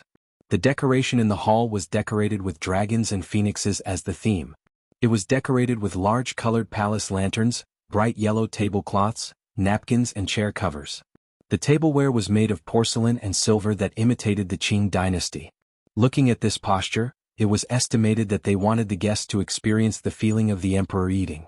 After the family sat down, Qin Yongyan first looked around, then pointed at Qin Yongwang and said jokingly, "You, corrupt official, a very corrupt official." Hearing this, Qin Yongwang hurriedly waved his hand and smiled, "Don't accuse me of being a corrupt official. This membership card was given to me by the boss here. It's rare for me to come here. You see, it's New Year. Our family should have a good meal, right? Oh, then it's thanks to you." The two of them joked a few words. In fact, these materialistic things were of no importance to the few people present. The only reason they came here to eat was because of the novelty. In this kind of place, what they ate was not the taste but the environment and service. Not to mention the environment, this place was definitely the best in the country. As for the service level, it could be seen from the number of people. There was a woman in a cheongsam standing in each of the four corners of the private room, and there were two waiters. There were only 7 people in Qin Shi's family, but there were 6 waiters here. Moreover, it was the spring festival. The dishes were served very quickly. In less than 20 minutes, the table was full of dishes. Wang Chuanju served the little fellow and tasted a few of them. She pursed her lips and carefully recalled the taste. Then she commented, "It's not as good as what Papa cooked." Nonsense, her father was in the semi-god realm. Cooking was like shooting a rocket. The amount of salt he put in had to be precise to 2 decimal places. How could the dishes not be delicious? The quality of the food here was so high, so the taste would naturally not be bad. The little fellow was really making things difficult for others. The whole family laughed happily as they ate. Qin Yongyan didn't like outsiders watching him while he was eating, so he asked the waiters to leave. However, not long after the waiters left, there was a sudden knock on the door of the private room. After Qin Yongyan asked to come in, a man who looked about 30 or 40 years old came in. The man was holding a glass of red wine. After briefly glancing at the people in the room, he went directly to Qin Yongwang and said to him with a smile, "Secretary Qin, Director Wang, I just heard that you were eating here, so I wanted to come and give you a New Year's greeting." Do you mind if I come uninvited? After hearing the man's words, Qin Yongwang stood up and replied with a smile, Mr. Wu, you're welcome. As he spoke, he picked up his glass and gently clinked it with Mr. Wu's. Chapter 205. Young Master Wu's full name was Wu Hui, and he ran some unknown businesses in Shangjing. He was involved in many industries such as finance, real estate, energy, film, internet, and so on. Anything that could make money, young Master Wu definitely had a share in it. Wu Hui's business was very big, but he usually didn't run it under his own name, so there were very few people who really knew his name. For example, business moguls like Ning Zhonghua and Zhou Haixing who started from scratch. Although they were rich, that was all there was to it. In China, money was not the only thing that mattered. The Chinese language was broad and profound, and the term young master, in ancient times generally referred to scholars or young men from wealthy families. In the past, this term was a form of respect and a compliment. But in modern times, the term young master seemed to have a derogatory connotation, just like the 4 young masters of the capital. Just like the term emperor, anyone could joke and say that they were the emperor, but in the past, it would be a crime punishable by death. The so-called 4 young masters of the capital, in the eyes of people like Wu Hui, were actually similar to clowns, insects that could be trampled to death with 1 foot. How could a few nouveau riches be worthy of the title of 4 young masters of the capital? Of course, disdain was disdain, but Wu Hui wouldn't bother with ordinary people for no reason. Because they didn't have contact with them, many people's understanding of the second generation of rich and powerful people might be one-sided, thinking that they were all mud that couldn't support the wall. As the saying goes, dragons give birth to dragons, phoenixes give birth to phoenixes, and mice give birth to sons that know how to dig holes. In reality, most of the second generation were very outstanding. After all, their parents were very outstanding, and the education that these second generation received from a young age was far better than ordinary people, so in terms of personal quality, cultivation, and knowledge, the outstanding second generation could be said to be dragons and phoenixes among men. As for the nouveau riches like Li Tian'er and Yao Jiesin, who caused a huge sensation in society, they could only be compared to ordinary people. If they were placed in the real circle of second generation, this kind of trash wouldn't even have the qualifications to carry shoes for others. Wu Hui had shares in B16, so the waiter told him about the arrival of Qin Yongwang's family. Qin Yongwang took a glass of juice and clinked it with Wu Hui, then introduced his family to him one by one. When it was Qin Shi's turn, before Qin Yongwang could introduce him, Wu Hui laughed and said, "This? Could you be Mr. Qin?" Hearing this, Qin Shi stood up with the juice in his hand. He nodded and said, "Hello. Hello. I've heard a lot about Mr. Qin. I didn't expect Mr. Qin to be so much younger than I thought." After confirming Qin Shi's identity, Wu Hui immediately lowered his posture. When they clinked glasses, he deliberately lowered his glass to give Qin Shi enough face. However, this seemingly polite action of his attracted Qin Yongwang's attention. Although it was said that the Hua Hua sedan chair was always carried by people, and the brothers on the Imperial Golden List were ranked first. But no matter what, Wu Hui was still a 3rd generation of the Red Army, and his age was also a few years older than Qin Shi. Therefore, according to common sense, there was no reason for him to lower his status in front of Qin Shi. Something was strange. Wu Hui politely toasted everyone in the room. Even the little girl raised her glass of juice and clinked glasses with him. Then Qin Yongwang invited him to take a seat. After he sat down, Qin Yongwang did not beat around the bush. He directly asked the question in his heart, "Mr. Wu, today is the first day of the new year. Why aren't you celebrating the new year with your family? Why are you here instead?" Hearing this, Wu Hui did not hide it. He smiled and said, "Director Qin, it's not a coincidence that I met your family here today. In fact, I came here after I received the news." "What? For Mr. Qin?" As soon as he said this, Qin Shi suddenly became the focus of the room. Even Qin Ruoying was a little confused. When did Qin Shi get in touch with Wu Hui, who represented the new generation of power in Wuxia? For me? Not only was Qin Ruoying confused, but even Qin Shi himself was confused. Therefore he immediately asked, "Mr. Wu, this is the first time we've met. I'm a little confused by your words." "Mr. Qin, it's true that this is the first time we've met, but I've been fascinated by you for a long time." Wu Hui looked at Qin Shi meaningfully and finally said the purpose of his visit. "Actually, I came here today to ask for a favor. Not only am I representing myself, but I'm also representing my father." "Go ahead." After hearing Wu Hui's serious words, Qin Shi did not feel anything, so he casually nodded. However, the more Qin Yongwang listened, the more he felt that something was wrong. The expression on his face could not help but become more serious. At this time, the smile on Wu Hui's face gradually disappeared. He looked at Qin Shi and said solemnly, "My grandfather's physical condition is getting worse and worse.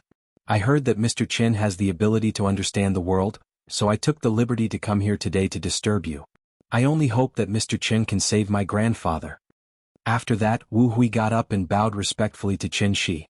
The reason why he was so polite in front of Qin Shi was actually not because of Qin Shi's identity as a celestial being, but because the king of hell was worried. How many powerful second generations were there in Wuxia? After careful calculation, it was actually not far from the truth. There were 7 senior officials, 72 deputy national officials, at least 270 senior officials, and at least 1,700 deputy ministers. These people formed the pyramid of power in Wuxia.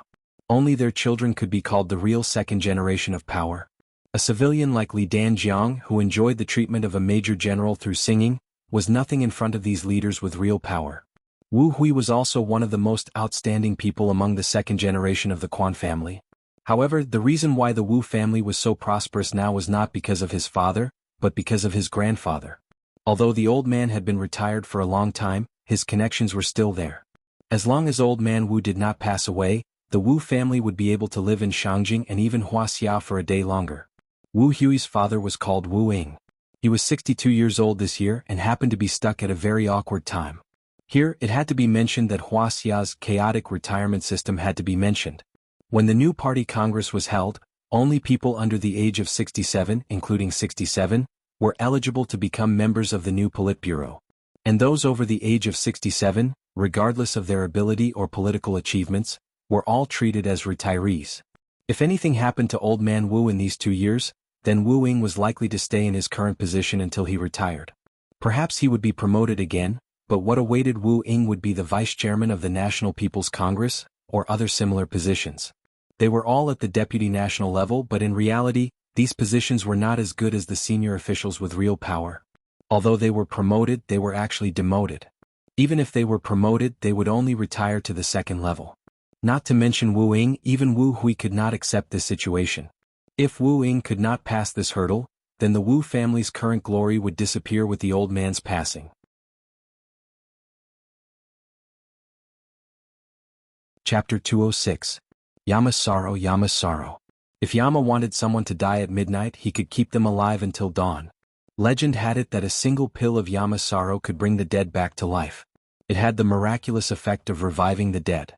Although Wu Hui also felt that this was an exaggeration, he was now like a drowning man desperately trying to grasp at the last straw. Therefore, he roughly explained the Wu family's current predicament at the dinner table.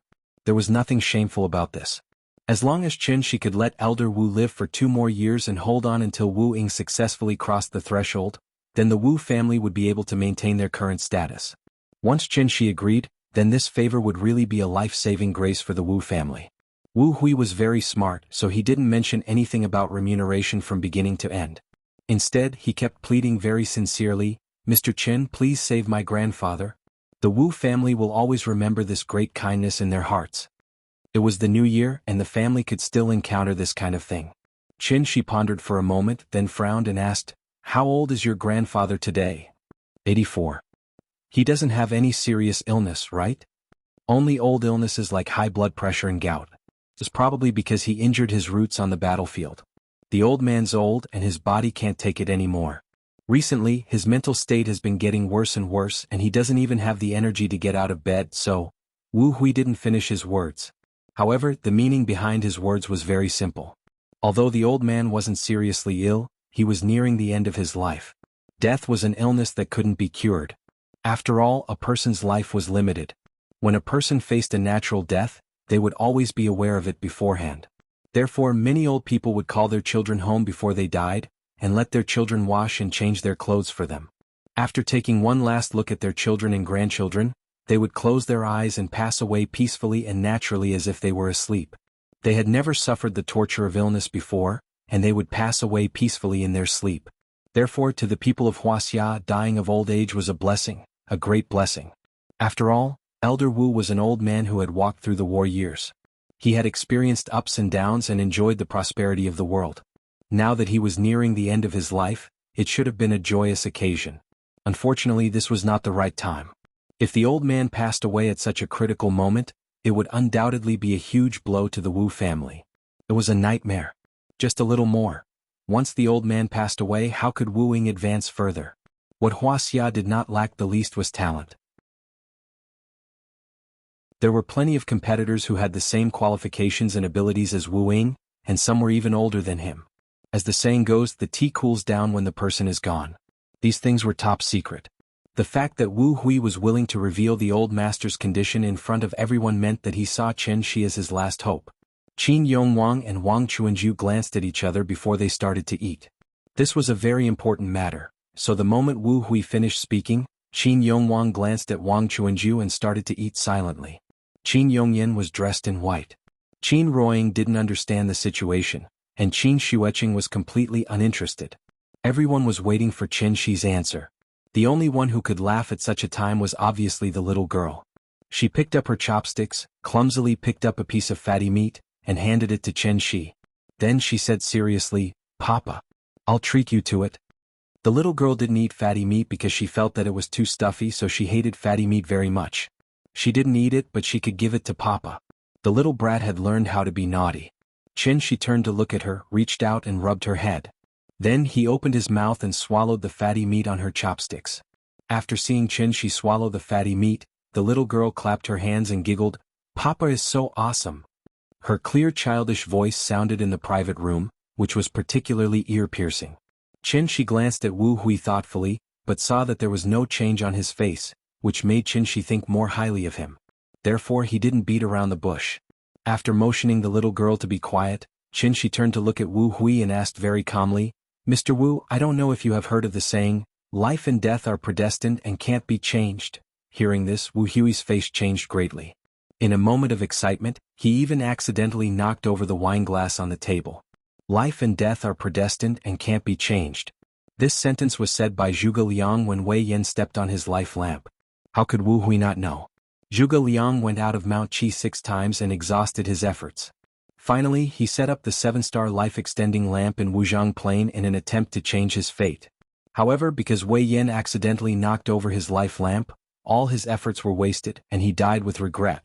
The reason why Sima Yi had the last laugh was not because he was stronger than Zhuge Liang, but because he had lived for a long time. He dragged Zhuge Liang to death and exhausted 3 generations of the Wei Kingdom's monarchs. All the enemies who could compete with him were dead.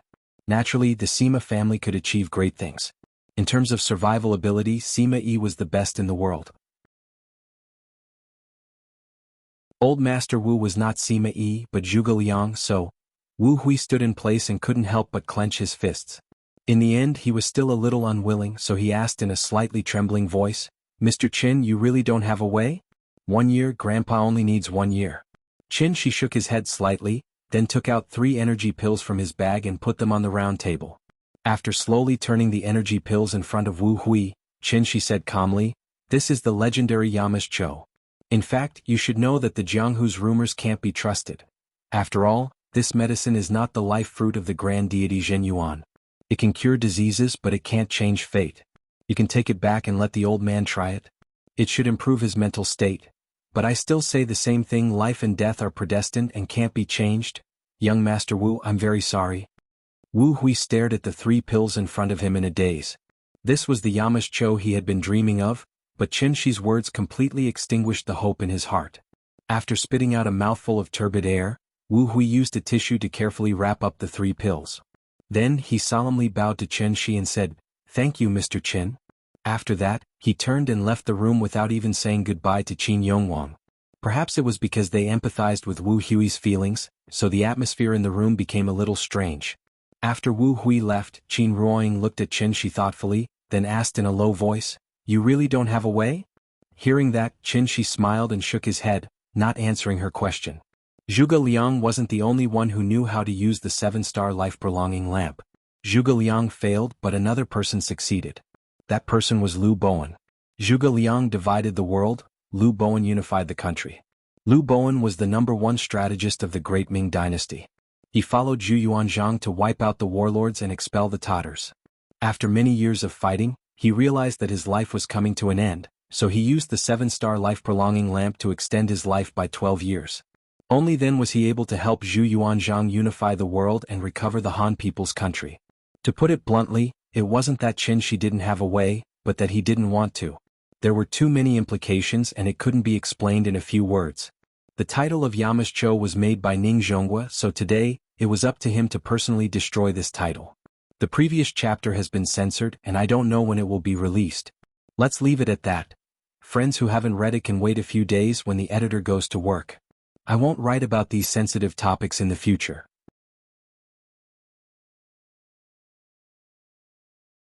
Chapter 207. Wuxia was too big and there were too many people. What happened to Wu Hui's family was not uncommon in the officialdom. The Great Han Empire and the Great Tang Empire, which used to be extremely powerful, would also collapse one day. Compared to them, what was the Wu family? Life and death were fated and could not be changed. As the supreme ruler of the world, the emperors of each dynasty held the power of life and death in their hands. They sat on 3,000 beauties, ate all kinds of delicacies and wore all kinds of silk. But in the end they all pursued the same thing, immortality. If Qin Shi promised Wu Hui today to extend old Master Wu's life and help the Wu family out of this predicament, then, the threshold of the courtyard would probably be trampled flat by people who came to ask for medicine. Wu Hui's sudden departure seemed to have diluted the festive atmosphere. It was supposed to be a happy time for family reunion, but now everyone was silent. Qin Yongyan first looked at Qin Yongwang and Wang Chuanju, then turned to look at Qin Shi. Only then did he pick up the juice and smiled at the little girl. Nyenyen, Grandpa taught you a poem. Do you want to learn it? Hearing this, the little girl tilted her head and asked, Poem? Grandpa, what is a poem? It's the same as a poem. Have you recited a poem? Yes. Papa taught me to recite poems before. When it came to poems, the little girl's eyes suddenly lit up.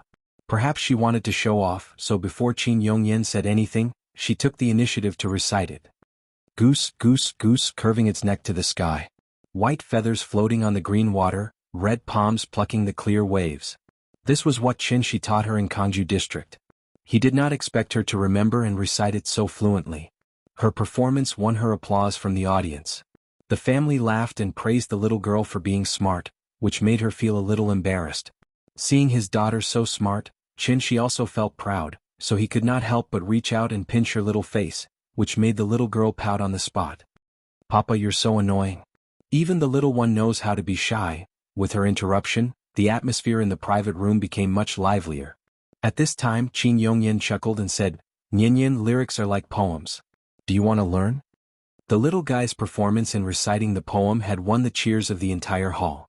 This made her extremely proud, so she immediately nodded and replied, Yes. All right, then listen carefully. Qin Yongyan stood up and his entire aura suddenly changed. It was as if he had come to the riverside and was looking at the torrential river. He passionately chanted, My name is Qin Yongyan. The rolling Yangtze River flows eastward, and the waves wash away all heroes. Right and wrong, success and failure are gone in the blink of an eye. The green hills are still there and the sunset is still red. White-haired fisherman and woodcutter on the riverside, accustomed to the autumn moon and spring breeze. A pot of turbid wine was a happy reunion. So many things from the past to the present are just jokes. So many things from the past to the present were all jokes. After hearing this, Qin Yongwang couldn't help but tilt his head and look at Wang Chuanju. He instantly understood what Qin Yongyan wanted to express. He didn't really want to teach the little guy to recite the poem. He just wanted to use this as an excuse to express his opinion on this matter. Compared to Qin Yongyan and Qin Shi's leisurely and complacent appearance, the couple's performance was indeed a bit too utilitarian. They were both martial artists, but because they had been in the Wu Lian government for a long time, they naturally couldn't avoid being contaminated with some official habits. However, this point was extremely detrimental to their martial arts cultivation. Qin Yongyan was giving them pointers. Everyone was smart, so there was no need to say anything. Just a little pointers would be enough. This song, Riverside Immortal, was the theme song of the 1994 version of The Romance of the Three Kingdoms. The little guy still hadn't watched The Romance of the Three Kingdoms, so this song was a bit too difficult for her to pronounce. Thus, after she rolled around for a long time, she found that she couldn't even remember the first line. Immediately, she pouted unhappily and shrank back into the chair. I can't recite it. I'm not going to recite it. Qin was afraid that she would be deeply affected, so he quickly smiled and comforted her. Yin be good. It's not your fault that you can't recite it. Don't be discouraged. This song is really too difficult. When you go to school in the future you will naturally recite it. Hearing this, the little guy still looked unhappy. She turned her head and didn't talk to Qin.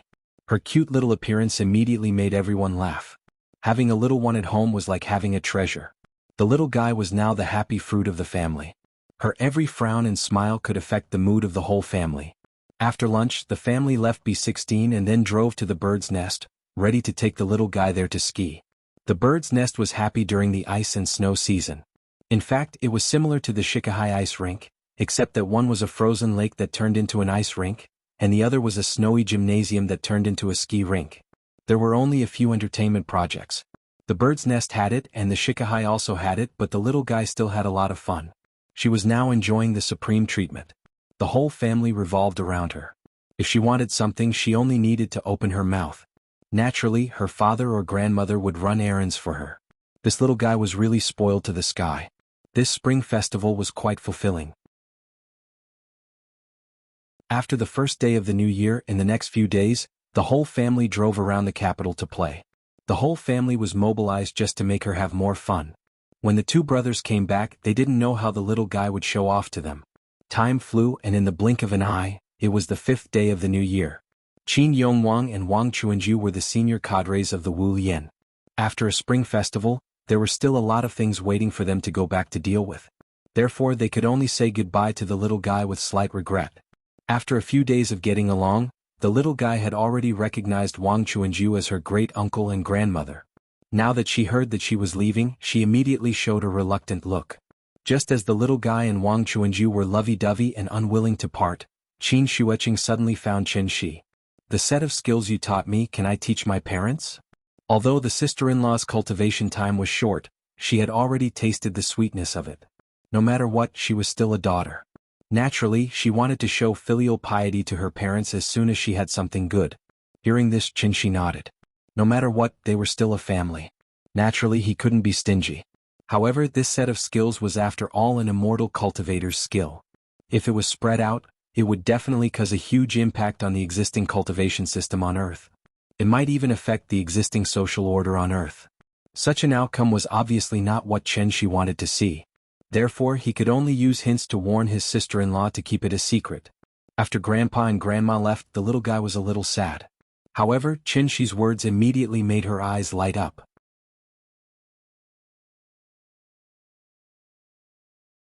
Chapter 208. Go to Jianghu to see Grandma. This suggestion was very tempting for the little girl. The little girl had a good impression of Jianghu. Although she didn't like Kai Shuqin, her grandma was there. Therefore, after hearing Qin's suggestion, the little girl immediately jumped up and shouted excitedly, I want to go to Jianghu. I want to see Grandma. I want to go to Jianghu. I want to see Grandma. The family of 3 was standing outside the courtyard to send Qin Yongwang and his wife off. The little girl's sudden shout even startled Qin Yongwang and his wife, who had already walked to the entrance of the alley. While they were sending their grandparents off, she was already shouting about looking for Grandma.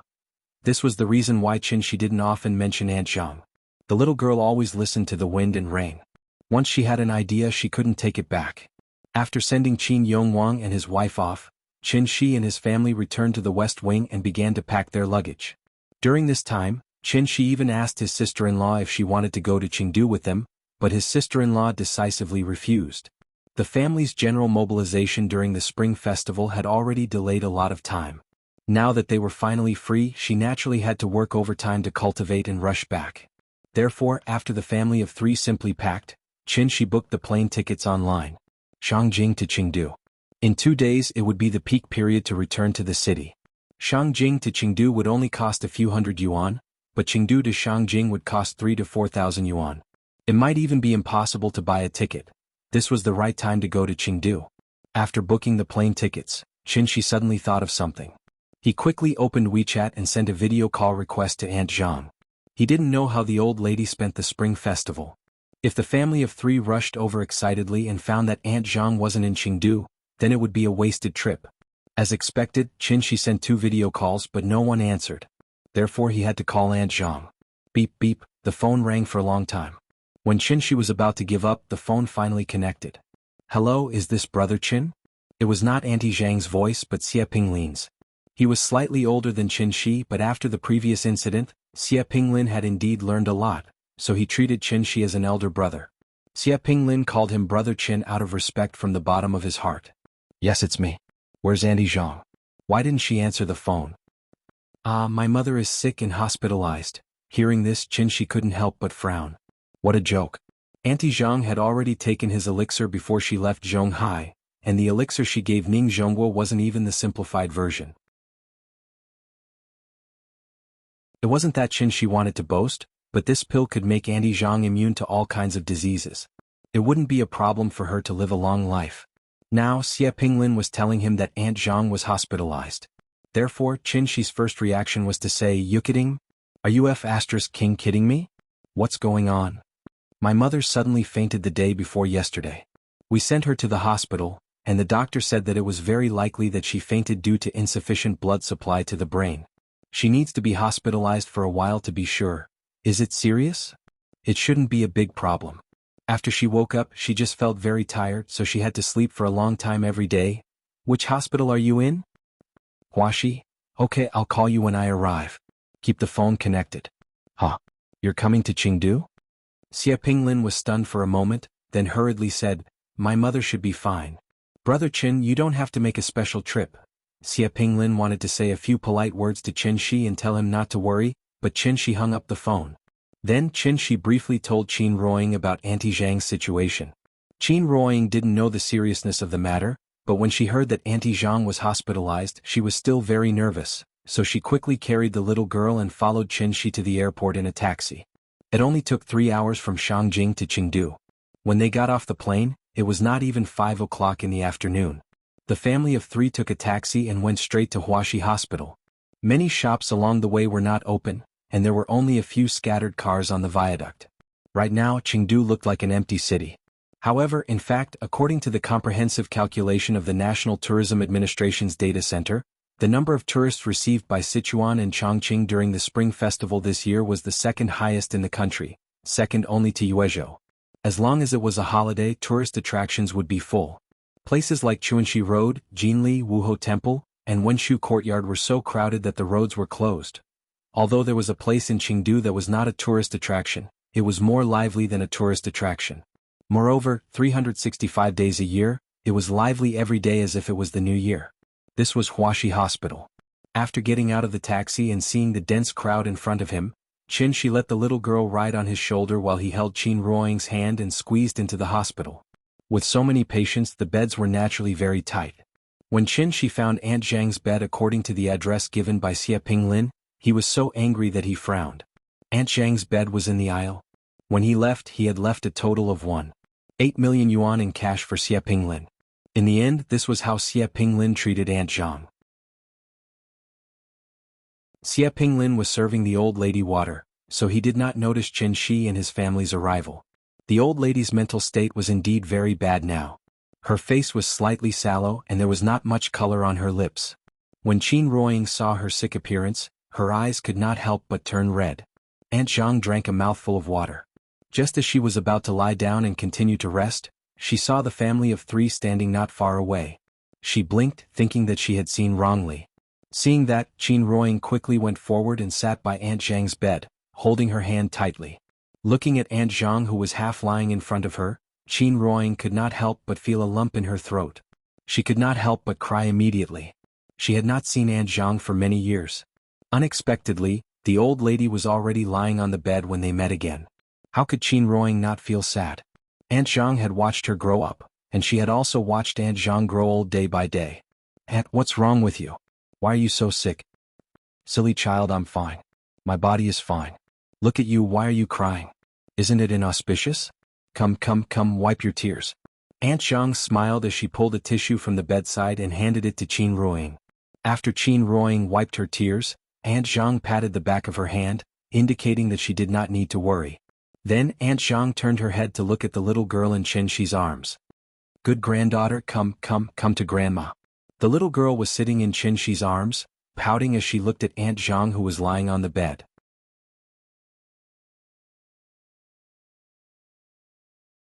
Chapter 209.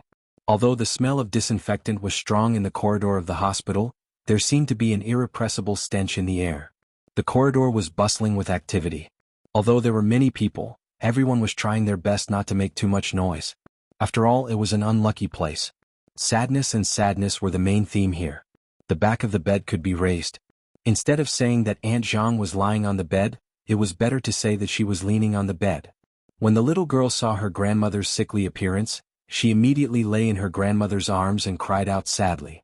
When Aunt Jianghu saw this, she immediately patted her little head and comforted her very kindly. "Oh, my good granddaughter, what's wrong? Who bullied you? Tell Grandma, Grandma will stand up for you."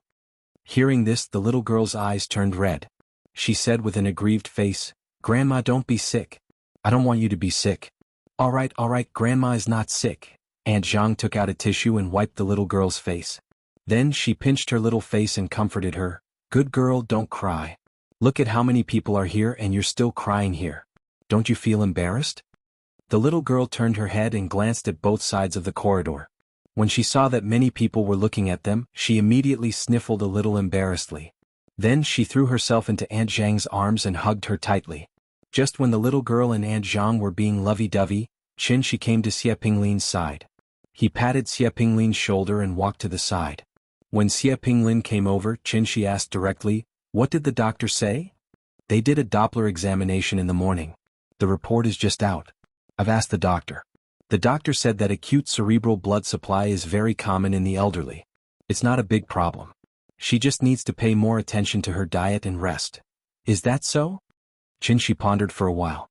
Then he looked at Aunt Jianghu's bed and asked rather unhappily, "Are there no more beds in the hospital? Why did they arrange for her to be in the corridor?" There were several types of beds in the hospital. The most common ones were a 7-person room, a 3-person room, a double room, and a single room. As for the aisles, usually only patients with limited beds or financial difficulties would stay there. In the past 2 years, the housing prices in Jianghu had risen particularly fast. The prices in the Third Ring Road had exceeded 10,000, and the prices in the South Gate were as high as 20 to 30,000. However, Qin Shi had not given Xie Pinglin 1 million, but 1,800,000. The money was more than enough to buy a house with 3 bedrooms and 1 living room. Moreover, Xie Pinglin and his wife had some savings. If Xie Pinglin really wanted to mistreat his own mother, Qin Shi could only apologize to him. However, the real situation was not what Qin Shi imagined. When Xie Pinglin heard Qin Shi's question, he couldn't help but look at his expression. After realizing that Qin Shi seemed to be a little angry, Xie Pinglin quickly explained, "It's not that there aren't enough beds, and it's not that I don't want to spend money. It's just that my mom doesn't agree. Originally, I arranged a double room for her, but after my mom woke up, she felt that there was nothing wrong with her. She was afraid that it would be a waste, so she insisted that the nurse move her to the aisles. She wouldn't listen no matter how I persuaded her. Since she didn't want to, I had no choice but to let it be." Speaking of this, Xie Pinglin was also quite depressed. In fact, the hospital bed fee was not too expensive. There were clearly beds in the ward, but as a son he let his mother stay in the aisles. Therefore he had been looked down upon by many people these 2 days. "Then it seems that I've misunderstood you. I'm sorry." It's okay. "Brother Qin, you're treating me like an outsider?" Xie Pinglin was still the same as before, not good with words. Therefore, Qin Shi changed the topic and asked about their recent situation. Their child was still young. Once Aunt Jianghu fell ill, there was no one to take care of the child. A place like the hospital was obviously not suitable for children to stay for long, so Kai Shuqin was now at home taking care of the child all day. The two of them chatted for a while. Seeing that Aunt Jianghu had coaxed the little guy, Qin Shi went to Aunt Jianghu's bedside and took her pulse. Aunt Jianghu's current situation was indeed similar to what the doctor said. There was no major problem, but her pulse was weak, and her qi and blood were insufficient. She would be fine after a good rest, a regular diet, and more exercise. However, it was precisely because of this that Qin Shi felt a little strange. Could it be that his energy cultivation pill was really a fake and inferior product? How long had it been since Aunt Jianghu returned to Jianghu? How did this happen? Thinking of this, Qin Shi could not help but ask doubtfully, "Once acute cerebral blood supply deficiency occurs, it will come very suddenly. However, there should be some signs before the onset, such as blurred vision, tinnitus, nausea, cold sweat, and weakness in the limbs. You didn't feel any of these before?" Hearing this, Aunt Jianghu shook her head and smiled. "No, I'm old. It's normal for some problems to suddenly appear. Previously we were celebrating the new year at our hometown. I guess it's because we haven't been back for a long time. After I got there, I felt a little unacclimatized and couldn't sleep well. Other than sleep, there were no other problems. The symptoms you mentioned just now, there were none at all. There were no signs. Hearing Aunt Zhang's words, Qin was instantly puzzled. It sounded like everything was normal. Thus, after pondering for a while, he continued to ask, "Where is your hometown?" Rain City. Although Rain City was a prefecture-level city, due to geographical reasons, its economic development was very slow. It could not even compare to some of the coastal towns. However, such a small and unremarkable city had once been glorious. During the Republic of China, Rain City was the provincial capital of Xikang Province.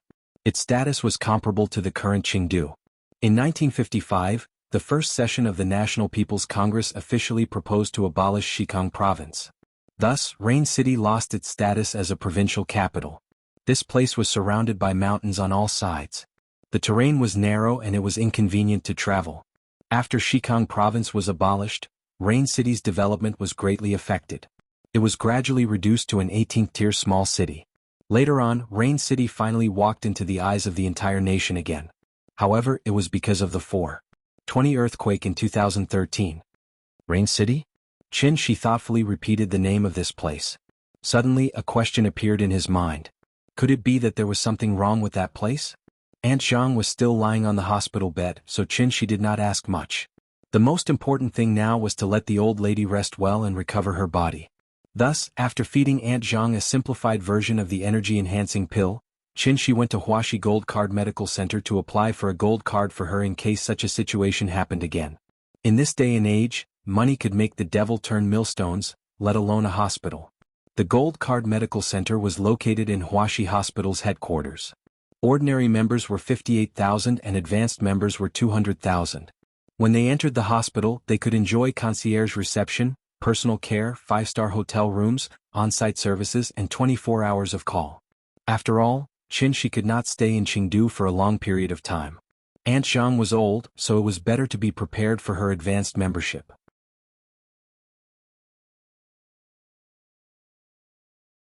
Chapter 210. Insufficient blood supply to the brain was mostly due to cerebral arteriosclerosis. As people aged, their organ functions would deteriorate, leading to a decline in hematopoietic ability. In addition, the formation of microthrombosis would block the blood vessels and reduce the blood flow. As a result, the brain would have insufficient blood supply to the brain. According to statistics, 80% of people over the age of 80 had insufficient blood supply to the brain. 70% of people over the age of 60 would have some degree of insufficient blood supply to the brain. Since it was caused by the blockage of blood vessels and the decline in hematopoietic ability, the effect of the meridian unblocking pill was obviously much better than the energy pill. Therefore, Qin refined a meridian unblocking pill for Aunt Zhang overnight. After the old lady took it, her complexion improved significantly. Aunt Zhang had come from a hard life and wanted to save every needle and thread. Although she knew that Qin was rich now, she still insisted on not wasting money. After staying in the Gold Card Center for one night, she insisted on leaving the hospital and going home. When they went home, Xie Pinglin took a taxi alone and walked in front. The family of 3 and Aunt Zhang sat in another car. This finally gave Aunt Zhang a chance to lecture him. The ward in the Gold Card Center was obviously very high class. Staying for one night was similar to staying in a hotel. How wasteful was that? She was not that delicate. How was staying in the aisle shameful? She was not in good spirits yesterday, so when Qin forced her to be transferred to another ward, Aunt Zhang did not say anything. Now that she was in good spirits, she naturally lectured Qin. She lectured Qin until he could not raise his head. In the end, even the little girl could not stand it anymore. She jumped into Aunt Zhang's arms and said coquettishly, "Grandma, Papa cares about you. Don't scold Papa. Onyanyan has grown up. You know how to speak up for Papa now." Looking at the little girl's cute appearance, Aunt Zhang could not help but pinch her cheeks. She finally stopped complaining about Qin. The so-called traveling was actually going from a place that one was tired of to a place that others were tired of. It was already the 6th day of the Chinese New Year. The traffic in Jinli and Wuho Temple had decreased significantly. Although there were still many tourists, it was not enough for the traffic police to block the road. The little girl wanted to eat hot pot, but when she saw the long lines of hot pot restaurants along the way, she immediately pouted unhappily. Thus, Auntie Jiang bought the hot pot base from the supermarket and prepared to make a small hot pot for her at home. When the group returned to 262 Wuho Temple Street, Kai Shuqin was sitting on the sofa watching TV. But this time, when she saw Qin Shi and his family enter the door, Kai Shuqin's attitude changed drastically. Before Aunt Jiang could call her, Kai Shuqin stood up and warmly invited Qin Shi and his family to take a seat. Then she excitedly ran to make 2 cups of tea for Qin Shi and Qin Ruoying. After making tea, Kai Shuqin didn't forget to peel an apple for the little girl. However, Kai Shuqin was very enthusiastic, but the little guy still remembered the grudge. After being ignored by Kai Shuqin last time, the little guy especially disliked this strange aunt. Therefore, when the little guy saw Kai Shuqin about to hand the peeled apple to her, she suddenly turned her head, snorted twice and climbed from Qin Ruoying's lap to Qin Shi's lap. Qin Ruoying was a little confused. After thanking Kai Shuqin very politely, she took the apple and prepared to feed the little guy. But at this time the little guy was lying in Qin Shi's arms. No matter how she called, the little guy was unwilling to raise his head. Kai Shuqin could not find a way out of this situation due to his outburst of anger. After smiling at Qin Shi a little awkwardly, Kai Shuqin let Aunt Jiang take care of the child, and she quickly walked to the kitchen to prepare dinner. Qin Shi used 1.8 million to solve the conflict in Aunt Jiang's family, and also made Kai Shuqin completely change. After all, the little guy was not a stingy person. She also saw the changes in Kai Shuqin. As a result, during dinner, the little fellow finally stopped giving her attitude and sat obediently on the chair to gorge himself on the food. At the end of the Spring Festival, the family happily ate the homemade hot pot. That taste, it was simply unimaginable. After dinner, the family prepared to go out for a walk. Aunt Zhang's house was diagonally opposite the Wuho Temple, so when they walked to the street, they saw the street was full of red lanterns, and the street was full of tourists. The family came to the entrance of Jianghu to take a look. After seeing that there were many tourists inside, they dismissed the idea. Therefore, Qin Ruoying suggested that they go to the movies. And her suggestion was immediately seconded by the little guy. The little guy had never seen a movie before. And it was not only her, even Aunt Jiang had never seen a movie before. Of course, it was not that Aunt Jiang had never seen a movie before, but she saw an old theater in the past. The screen was much bigger than the current IMAX and could accommodate thousands of people at a time. Aunt Zhang's impression of the cinema was still in the 1980s, so she did not really want to go. Seeing this, the little guy was immediately unhappy. He stomped his feet and insisted that his grandmother go with him. Aunt Jiang could not persuade him, so she had no choice but to agree. Therefore, Kai Shuqin went home to take care of the child, while Aunt Jiang and Xie Pinglin accompanied Qin Shi's family to the movies. When buying tickets, Qin Shi actually wanted to buy tickets to the Red Sea operation. However, the little guy was the main character today, so he had no choice but to buy Bonnie Bears. The 4 adults accompanied the child to watch an animated movie. After all, it was an animated movie for young children. Qin Shi originally accompanied the little guy into the theater with the mentality of completing a mission. However, after watching it, he felt that the movie was much better than he had imagined. Apart from the joy and humor, it was also filled with a strong sense of fatherly love and warmth. When the little guy saw the part where Baldi Chang missed his father, he actually cried. Perhaps it was because he thought of the time when he did not have his parents by his side. The little guy cried so hard that he could not stop no matter how Qin Ruoying comforted him. In the end, it was Qin Shi who comforted him that the little guy finally stopped crying. Now that she was crying, it was worth the price of the ticket. It was already very tiring to be highly focused while watching a movie. Moreover, the little guy had cried for a while just now, so he fell into a deep sleep as soon as he left the cinema. The cinema was not far from home, so they did not take a taxi on the way back. As they walked, Qin Shi started chatting with Auntie Jiang. Aunt Jiang, I heard that Rain City is also a tourist attraction? Look, it's rare for Nian to come here. Why don't we go to your hometown and have some fun? Qin Shi was still brooding about the energy cultivation pill's failure, so he deliberately led the conversation to that place. However, when Aunt Jiang heard his words, she waved her hand and laughed. Rain City is a city. My hometown is dozens of kilometers away from Rain City. It's in a small town in the county. What's so fun about a remote place like that? The countryside is even better. Look, Nian has been in big cities like Zhonghai and Shangjing since she was young. Let's take her to see the countryside. Maybe it will be good for her future growth. Aunt Jiang had always attached great importance to Nian's education, so Qin Shi's words immediately touched her heart. Wasn't Mango TV's Transfiguration meter very popular? Let the children in the city live in the countryside for a period of time, let them experience the hardships of life and learn to be grateful. Of course, the values of the program itself were distorted and lacked respect for people. The reason why the children fell was not because the family was rich, but because of improper education. Therefore, the education of the children was very important to the parents.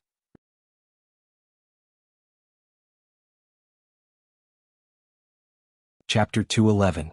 It was only around 10 o'clock, but the streets were already quiet. The little girl was sleeping soundly on Qinshi's shoulder. She didn't know that her dearest grandma and dad were now discussing throwing her to the countryside to experience life. The city was developing faster and faster. From the 1990s to the millennium, from pagers to mobile phones, and then to Nokia and Motorola. 10 years after 10 years, Nokia went bankrupt and Motorola was half dead. From the envied Crown and Santala, to the streets full of Land Rovers and Kian. Wuxia went through waves of rapid development. Even credit cards weren't popularized yet, and it directly entered the mobile payment era. Primary school students used their mobile phones to buy crepes, and aunties used QR codes to collect money. The mainland people couldn't afford tea eggs, and it once became a big joke on the internet. Now no one mentioned it. Wanwan would be recovered sooner or later. In another 10 years, who would dare to mention independence in Hong Kong and Tibet? Wuxia's development speed made the Western countries stunned. It also made them realize that the lion from the east had finally woken up. However, although the economic development speed was fast, some things obviously didn't follow the pace of economic development. Instead, they became slightly worse than before. In the past, everyone called farmers uncle. Later on, people began to call the farmers brothers. Later, the word farmer seemed to become a curse word. Now, the so-called city people, who didn't have ancestors who were farmers. To use a word from the Spring Festival Gala to describe it, that was manic. People nowadays were too manic. A program like Transfiguration shouldn't have appeared. For the children in the city, this program undoubtedly gave them a good education opportunity. It let them see the hardships of ordinary people, so that they learned to respect and cherish their current life. However, for the children and parents in the countryside, this program brought them endless harm and doubts about themselves and society. The kind and simple rural children, after seeing the bright lights of the big city, would they ask one question: why? Why did the second-generation rich not have to worry about food and clothing for the rest of their lives? Why did the second-generation poor not be able to walk out of the mountains for the rest of their lives? Education was never a matter of instant results. It was a long and drawn-out battle. From the moment Qinshi returned to Nian Yan's side, he was already prepared for this battle. He wanted to teach Nian Yan a lesson. What is a human? The nature of heaven and earth was the most precious. This rune was in the shape of an elephant's arm and shin. Mortals all follow the example of humans. Man means an upright animal that knows how to bow and humbly. As the saying goes, it takes 10 years for a tree to grow but 100 years for a man to grow. There was no perfect person in this world. Qinshi only wanted to do his best to train his daughter into a person that he approved of in his heart. Early the next morning, the whole family set off amidst the little fellow's cheers. In the little guy's understanding, rural areas were no different from tourist attractions. Therefore, when she heard that Qinshi was going to take her to Aunt Zhang's hometown, the little girl was very excited. Qinshi rented a commercial car, and then the family of 7 went straight to Rain City. Aunt Zhang's hometown was in Xinxian County under the jurisdiction of Rain City. They first took the highway to Xinxian County, then took the 108 National Highway to the countryside, and after more than 10 kilometers of winding mountain roads, they finally arrived at the production team in Aunt Zhang's hometown. Of course, the name of the production team had been abolished, and now it was called the Villager Group. The little guy had always been in first-tier cities like Shangjing and Zhonghai, and all she saw were reinforced concrete jungles. Suddenly coming to such a picturesque place really gave her a very novel experience. Many people didn't know that there were actually 3 Silk Roads. In addition to the mainland passage from Chang and to Rome opened by Zhang Qian in the Han Dynasty, the other was the Southwest Silk Road. The predecessor of the Southwest Silk Road was the Tea-Horse Ancient Road. It went from Sichuan to Dianzhou, through Myanmar to India and finally to Iran. The 108 National Highway started from Shangjing and ended at Dianzhou Spring City. It was 3,356 kilometers long. After this highway entered Sichuan, it basically followed the route of the Tea-Horse Ancient Road. The car zigzagged along the highway. Because it was a winding mountain road, the speed was very slow. On one side of the road was a cliff and on the other side was a cliff. Below the cliff was a surging river. When had the little guy ever seen such a spectacular scene? Therefore she was very excited to lie on the car window, looking at the river under the cliff and constantly exclaiming. Most of the rural areas in the north were concentrated, while the rural areas in the south liked to live separately. Therefore, along the road from time to time, she would see a few lonely small courtyards standing on the edge of the cliff. When the Beijing-Kunming Expressway was not built, the 108 National Highway was the only way to go from Sichuan to Dianzhou. Therefore, many villagers opened restaurants and small stores along the road to earn some extra money from long-distance outsiders to subsidize their families. However, with the completion of the Beijing-Kunming Expressway, the 108 National Highway went into decline. After all, with the expressway, who would still be circling and bumping on the old road? This also led to the economic development of this route almost stagnating, and even regressing. Most of the small houses seen along the road were built more than 10 years ago. In recent years, the real estate speculation was so fierce that the people were also greatly affected. Now, anyone who had a little money would go to the county to buy a house and move the family into the county, instead of choosing to build their own house and continue to stay in this place. This was also the result of the development of the times. Aunt Zhang's hometown was more poor and backward than Qinshi imagined. This place was called Tongjiegu. It was a small village that was 5 kilometers away from the nearest town. There were a few 2-story bungalows scattered on both sides of the road. The first floor of the bungalow was a restaurant, but now the door was closed. Even the signboard with the words "Dining and Accommodation" had become tattered and uncared for. Other than these few houses, most of the other houses were bungalows. Some were even black wooden houses. At first glance, it was obvious that they were old buildings from the 50s and 60s. There was no school in the village. If the children wanted to go to school, they had to spend a yuan every morning to take a van to the town's middle school. However, who did not have a few rich and powerful relatives now? When the children reached the age of middle school, the villagers would send the children to the county or the relative's house in the town. Therefore, there were basically no children in their teens in this place. Instead, there were many children about the same age as Nian Yan. The children were in groups of 3 to 5. As soon as they saw the GL8 from Chengdu, they swarmed over. After Qin Ruoying took the little girl out of the car, several children immediately surrounded her and chattered in a dialect that she did not understand at all. This scene was completely out of the little girl's expectations and immediately made her a little scared. The little girl timidly hid most of her body behind Qin Ruoying, only revealing half of her head to look at the peers in front of her. She was afraid of others, but the children in front of her were not afraid of her. Instead, they smiled and made faces at her. Aunt Zhang noticed the little girl's strange behavior and laughed like she was chasing ducks. She waved to the children and said, "Go, go, go, go play somewhere else." These children seemed to know Auntie Zhang, so after chattering for a while, they ran away like a swarm of bees. Once the children had run far away, the little one cowered and crawled out from behind Qin Ruoying. She looked at the bungalows around her and then looked at the shabby bungalow not far away. This small village was built on the national highway. On one side was a mountain and on the other was a river valley. Because there were few cars passing by now, the village was particularly quiet. The little girl looked at this strange place blankly and suddenly felt a sense of oppression in her heart.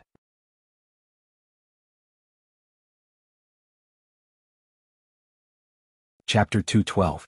The sunshine of the 7th day of the Chinese New Year shone on her head, but the little fellow's heart was cold. Was this the countryside? Why was it different from what she had imagined? National Highway 108 went straight through the village, and all kinds of old buildings were not arranged neatly on both sides of the street. The arrival of Qin Shi's family caused a lot of noise here, so that many villagers leaned out to observe them silently. The village was not big and one could see the end of it at a glance. On the left side of the road was a mountain, and a muddy road went straight up the mountain. On the right side was the valley and large fields. The wheat fields in winter were not as beautiful as in autumn. The withered yellow straw was scattered on the field in a disorderly manner, and it was a scene of withering. The car had been booked by Qin Shi, but there were no hotels nearby, so the driver could only drive back to the county to stay. Of course, his expenses for these few days were naturally all on Qin Shi's head. The little fellow wanted to leave with the driver, but was stopped by Qin Ruoying. When she saw the GL8 turn around and drive away, the little fellow suddenly curled her lips. Looking at that pitiful little appearance, it seemed that she was about to cry. Qin Ruoying quickly hugged her in her arms and comforted her. "Nian, be good. This is Grandma's home, don't be afraid. We'll stay here with Grandma for a few days and then go back. Don't you want to accompany Grandma?"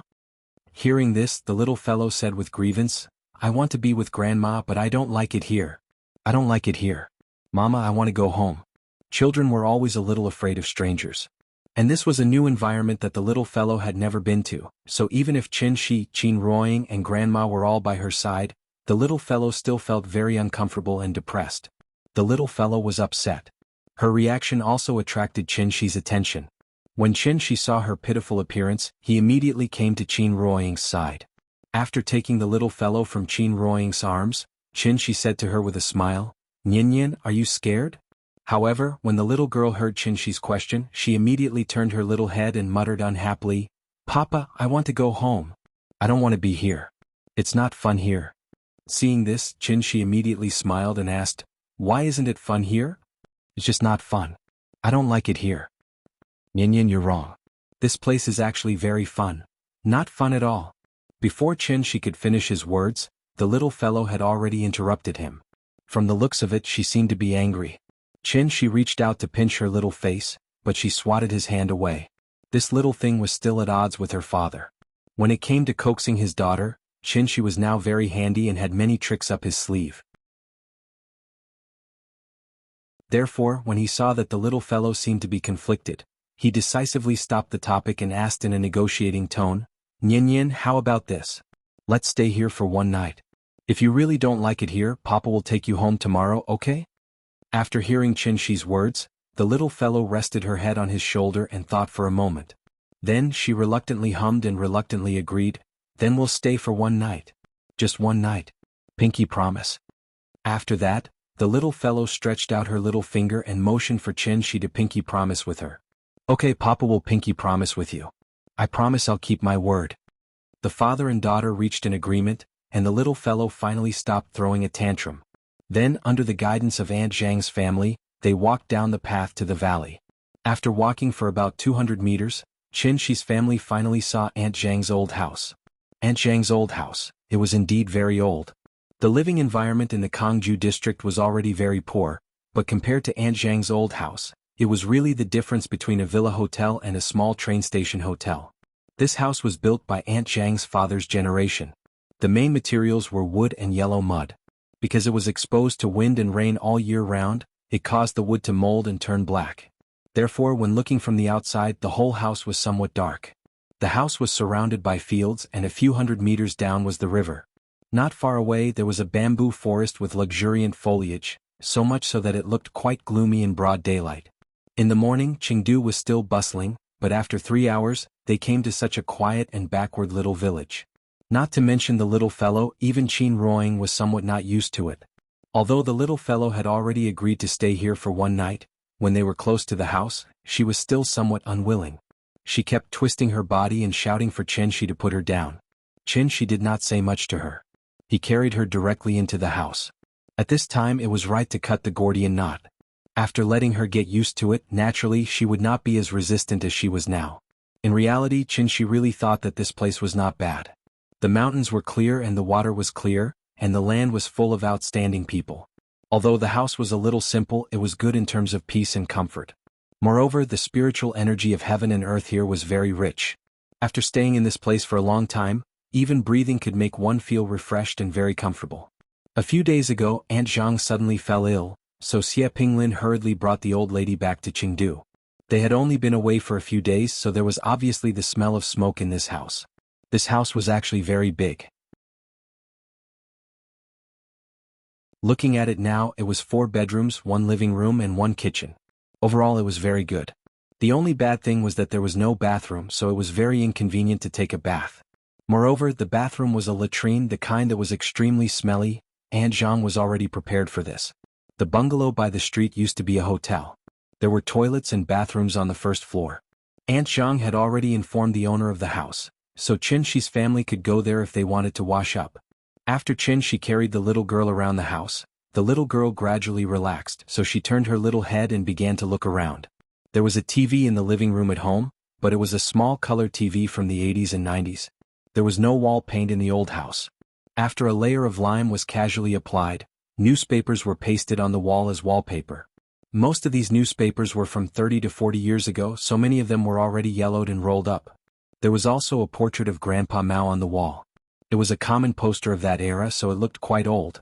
Although the house was old, it was very clean. Although furniture like the wardrobe and table were old because of its age, it had a different kind of charm. Perhaps it was because the house and furniture were made of wood that there was always an indescribable wood fragrance in the house. It was very comfortable to smell. Overall, this house was a little too simple on the outside, but the other places were really not as bad as the little girl had imagined. After roughly understanding the internal structure of the house, the little girl could finally accept the fact that she would be staying here for a night. Therefore, she came to the living room under Aunt Zhang's call, then sat on a small stool and ate oranges.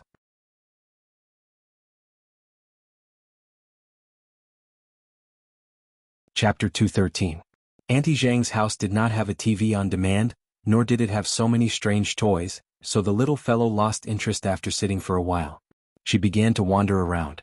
The little fellow wanted to go out and play, but when she stood at the threshold and looked at the large field outside the house, she curled her lips and stopped.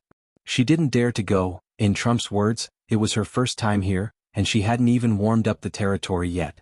Of course she didn't dare to go anywhere. The little fellow put one hand on the door and the other hand flipped the corner of her clothes.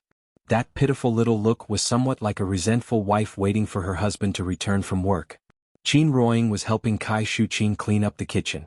When she came out and saw the little fellow's back, she immediately went to Qin Shi and gently touched him. Qin Shi certainly understood what she meant, so after a slight smile, he suddenly stepped forward and hugged the little fellow from behind. The little fellow exclaimed. When she turned around and saw that it was her father, she couldn't help but pout. Before she could speak, Qin Shi asked with a smile, "Nian, Mom and Grandma are tidying up the house. Dad will take you out to play, okay?" Hearing this, the little fellow turned her head and glanced at the surrounding environment, then muttered in a low voice, "It's not fun here." "Why is it not fun?" "It's just that you're still young and haven't seen those fun things. Let's go, Dad will take you to see it." After that, Qin Shi carried the little fellow and walked directly to the bamboo forest. It was noon now and the sun was very bright, but once they entered the bamboo forest, there was still a chill in the air.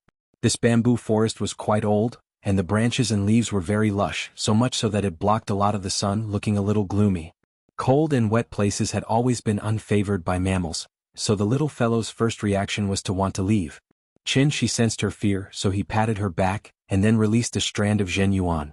Under the true essence, the little fellow immediately had a warm and comfortable feeling, which also gradually calmed her slightly trembling little body. The bamboo forest was not very big and one could see the end of it at a glance. After Qin Shi brought her into the bamboo forest, he placed the little fellow on the ground. Because very few people would come here, the fallen bamboo leaves had piled up layer after layer. Stepping on them would immediately make a rustling sound.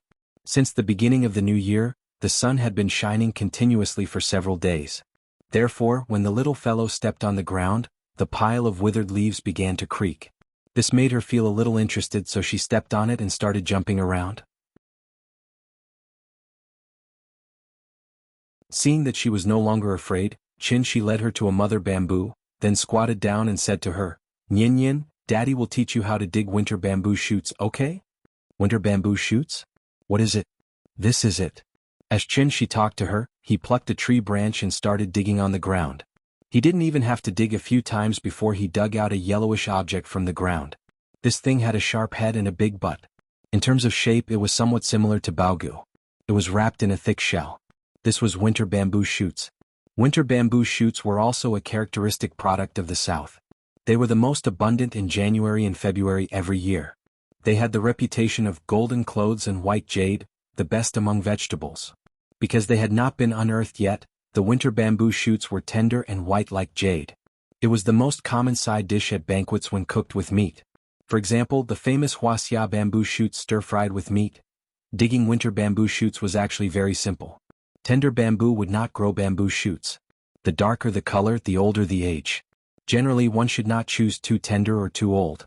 After selecting the bamboo, you can observe it from below. Whenever you see a slight bump in the ground or a loose crack, you can use your feet to lightly step on it. If the ground is not firm and has a soft feeling, it is a sign that there are bamboo shoots. Qin Shi briefly explained to the little fellow, and then handed the tree branch to her. Digging bamboo shoots required a small hoe, but Qin Shi could not find a hoe for the time being, so he could only secretly use his jinchi to loosen the soil for her when the little fellow was digging. Under the guidance of Qin Shi, the little fellow chose a new bamboo and began to dig below. After digging a few times, she felt that the tree branch seemed to have touched something. Her eyes could not help but brighten, and she dug harder. Sure enough, when she dug around the hard thing and dug out the surrounding soil, a winter bamboo shoot buried in the soil finally appeared in front of her eyes. "Papa, I dug it out. I dug it out." After the little fellow pulled the winter bamboo shoot out of the ground, she did not care about the mud on it, grabbed the winter bamboo shoot and waved it excitedly. But at this moment an accident suddenly occurred. The little fellow held the winter bamboo shoot in front of Qin Shi as if she was presenting a treasure. Just as Qin Shi took the winter bamboo shoot with a smile and was about to put it away to make bamboo shoots stir-fried with meat for the little fellow later, the little fellow's eyes suddenly drifted to the low slope in front of the bamboo forest. Following which, she was so frightened that her hands started to tremble. Suddenly she started to cry loudly. Qin Shi hurriedly hugged the little fellow into his arms and comforted her, and then looked back with a livid face. There was a person behind them. Qin Shi knew about the arrival of this person, but he thought that the other party was a villager here, so he did not pay attention to him. But he did not expect that after seeing this person, the little fellow was so scared that she burst into tears. A mistake. Because there was no divine sense, Qin Shi could only perceive with his 5 senses. After hearing it, he did not look back. When he turned around, he finally understood why this person was able to scare the little girl to tears. It was a woman. An old woman whose specific age could not be determined. Her face was haggard and her hair was silver. She looked like an ordinary old lady. But what was truly shocking was her attire. This old woman was wearing a brightly colored old-fashioned wedding robe. It was bright red, as dazzling as a young girl who was about to get married. The withered old woman was wearing a bright red wedding robe, and there was an indescribable strangeness about her. Qin Shi's expression turned cold. After picking up the little fellow from the ground, he gently pressed the little fellow's head into his arms. Then Qin Shi's figure suddenly disappeared. When he reappeared, he was already standing in front of the old woman. Qin Shi did not stand on ceremony. With one hand holding the crying little fellow, he directly slapped the old woman's head with the other. However, after Qin Shi's slap, the old woman did not dodge as if she did not see it. Her gaze was dull and she was probably either retarded or stupid. Qin Shi did not want to hurt her but wanted to see her condition. As expected, she was just an ordinary old woman. The only difference was that she had lost her young soul. The little fellow's cries were very loud, and the moment she started crying, it had already alarmed Aunt Zhang in the room. Aunt Zhang quickly ran out of the room. When she came to the courtyard and looked at the bamboo forest, Qin Shi had already returned to his original spot with the little fellow, and looked at the old woman from afar.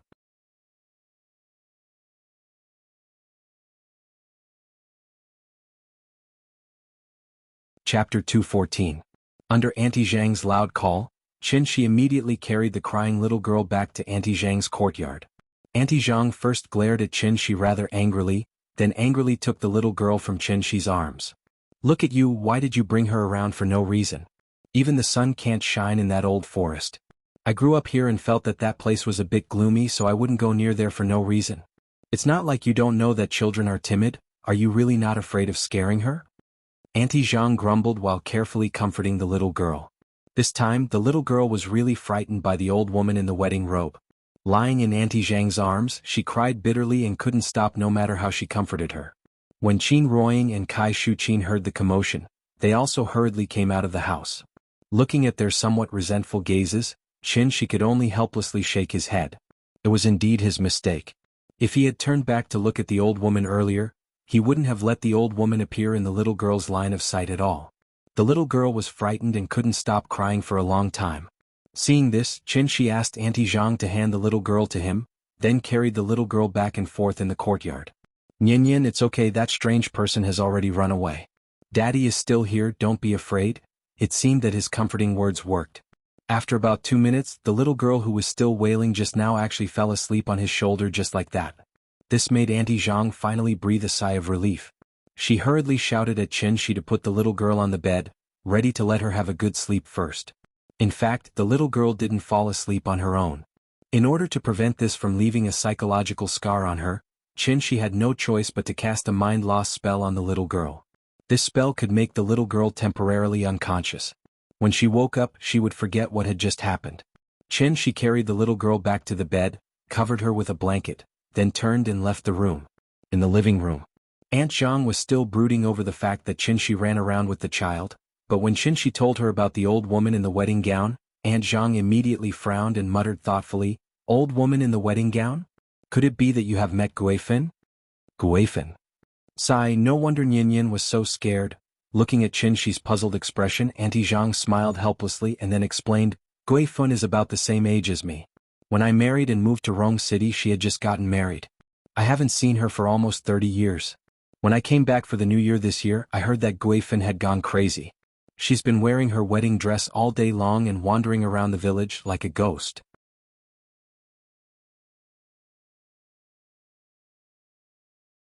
Qin Ruoying sat cross-legged on the bed and silently cultivated, while Qinshi kept looking in the direction of the window. Suddenly, Qinshi sat up from the bed. His movement also alarmed Qin Ruoying. Qin Ruoying was about to speak, but Qinshi had already gently touched the back of her hand and then whispered, "This place is strange. It shouldn't be a coincidence that Aunt Zhang fell ill before. I'll go out and have a look. I'll be back in a while." Okay. Then Qinshi got up and quietly left the room. After setting up a restriction to surround the house, Qinshi flew directly into the sky and carefully looked at the village in front of him from a high place. The spiritual aura was still recovering, and the spiritual aura of heaven and earth here had become very rich. But other than that, there didn't seem to be anything strange. Qinshi carefully observed every building in the village, trying to find out what was wrong with it. But at this moment, Qinshi suddenly found that there seemed to be a figure moving on the path up the mountain. There were only two main roads in the village, one going up the mountain and the other going down the river.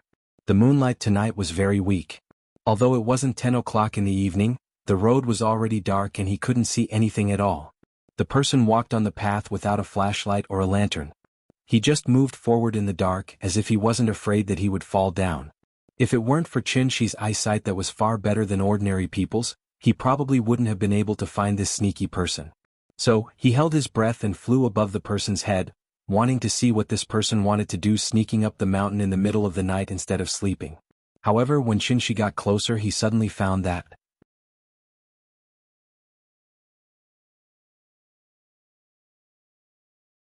Chapter 215. People who had never been to the countryside might not be able to understand that feeling. That kind of darkness was just like what Chen Zhongshu described in the siege. The night was so dark that one couldn't even see their own fingers. In this kind of night, even ghosts would have to touch their noses and turn around. A cat would hate itself for not being able to use its mustache as an insect's feeler. In the late winter night, the mountain wind whistled. The withered grass and bare branches made a strange creaking sound. The surroundings were pitch black and it was almost impossible to see anything clearly. The tree branches were constantly swaying in the mountain wind. Under the faint moonlight, the shadows of the trees on the mountain walls were like ghosts baring their fangs and brandishing their claws, wailing and howling as they demanded the lives of passers-by. Zhao Guifin, this crazy woman, was wearing a wedding robe and wandering on the mountain road in the middle of the night. If someone were to pass by and shine a flashlight on her body, not to mention the little guy, even a strong-willed adult would be scared to the point of insanity by Zhao Guifin. Qinshi carefully observed the surroundings, but there were no traces of spiritual energy fluctuations in the surroundings. This meant that Zhao Guifin wasn't being cast by someone, but she wandered here in the middle of the night for no reason. A crazy person's brain circuit really couldn't be understood with common sense. Qinshi was very interested in Zhao Guifin's situation, so he quietly floated in the air.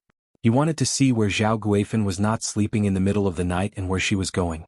There was an abandoned coal mine on the mountain next to Tangjiegu. The winding mud road up the mountain was built by the coal mine owner a few years ago for mining. It was big enough for a large truck to drive normally. The coal mine had been abandoned for many years, and the mud road had been eroded out of shape by the wind and rain. It was very difficult to walk on. Fortunately, it hadn't rained these few days. Otherwise, not to mention Zhao Guifin, this crazy woman, even normal villagers would have fallen countless times on the mountain. Zhao Guifin's steps were very slow, so she also walked very steadily. Like a snail, she slowly moved up the mountain along the mud road. Fortunately, the person watching her was Qinshi. If it was someone else, they probably wouldn't have been able to stand the boring wait and would have directly returned to the house to sleep. Zhao Guifin left at 10 in the evening and walked for nearly 4 hours. At around 2 in the morning, she finally arrived at the abandoned coal mine on the mountain. This was a small coal mine. It was different from the underground coal mine shown in the blind shaft. There was no elevator here. Instead, a hole was drilled into the mountain wall. Then one would follow the hole and push forward. This was the so-called adit mine. Compared to the development of inclined wells and vertical wells, adit development was the simplest in terms of technology, the cheapest in terms of economy, and also the safest development method. However, this mining method was only suitable for mountainous areas, so it was usually only found in small coal mines in the southwest. The passageway of the mine was a circular arch. It was dark inside the cave, and the weak moonlight couldn't shine in at all. No one knew what Zhao Guifan was thinking. After arriving at the mine, she actually swaggered directly into the mine. It was true that the reckless were afraid of the reckless, and the reckless were afraid of the reckless. Wasn't this crazy woman the one who didn't care about her life? Not to mention that it was still early in the morning, even if it was noon, when the sun was at its brightest, not many people would dare to enter this abandoned mine. Zhao Guifan had already gone crazy. A lunatic who didn't sleep in the middle of the night and went up the mountain in the dark into this abandoned mine. Thinking about it, it was also a very strange thing. Qin Shi made up his mind today to get to the bottom of this matter, so after seeing Zhao Guifan enter the cave, he also flew into the dark cave entrance. As soon as they entered the cave, the surrounding temperature suddenly dropped several degrees. There was no light in the cave at all. As soon as Zhao Guifan entered the cave, her figure completely disappeared in the darkness. Qin Shi snapped his fingers and a fluorescent green light ball flew out from his fingertips. The light ball flew to Zhao Guifan's head, illuminating the road ahead for her. In this regard, Zhao Guifan didn't have any reaction. She just continued to walk forward. There were sidewalks on both sides of the adit mine, and in the middle was the minecart track. Zhao Guifan walked all the way along the track. After walking for about 10 minutes, a fork suddenly appeared in front of her. One to the left, the other to the right. However, Zhao Guifan didn't stop at all. She turned and walked directly into the fork on the right. Therefore, it could be seen that this crazy woman obviously came here often before, so she was very familiar with this place. After walking for about 40 minutes, Zhao Guifan finally came to the end. She stood at the end of the passage for a while, and then a smile suddenly appeared on her withered old face. As if she saw something, Zhao Guifan quickly went up to greet her. "Son, mother is here to see you," Zhao Guifan said while squatting in front of the plant at the end of the mine. This was a very strange scene. The mine was an extremely damp and gloomy place that didn't see the sun all day long, but a plant actually appeared. The plant's stem was upright, and the plant was tall, about 1 meter tall. Its appearance was very similar to a reed, but the color was completely different. Reeds were also called reeds.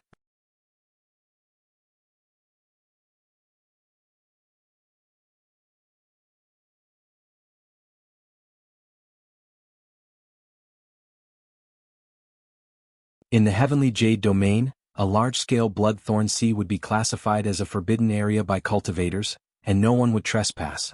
This was because in addition to causing hallucinations to trap prey, this plant could also directly launch a mental attack. An ant could not bite an elephant to death, but what if the ants became a disaster?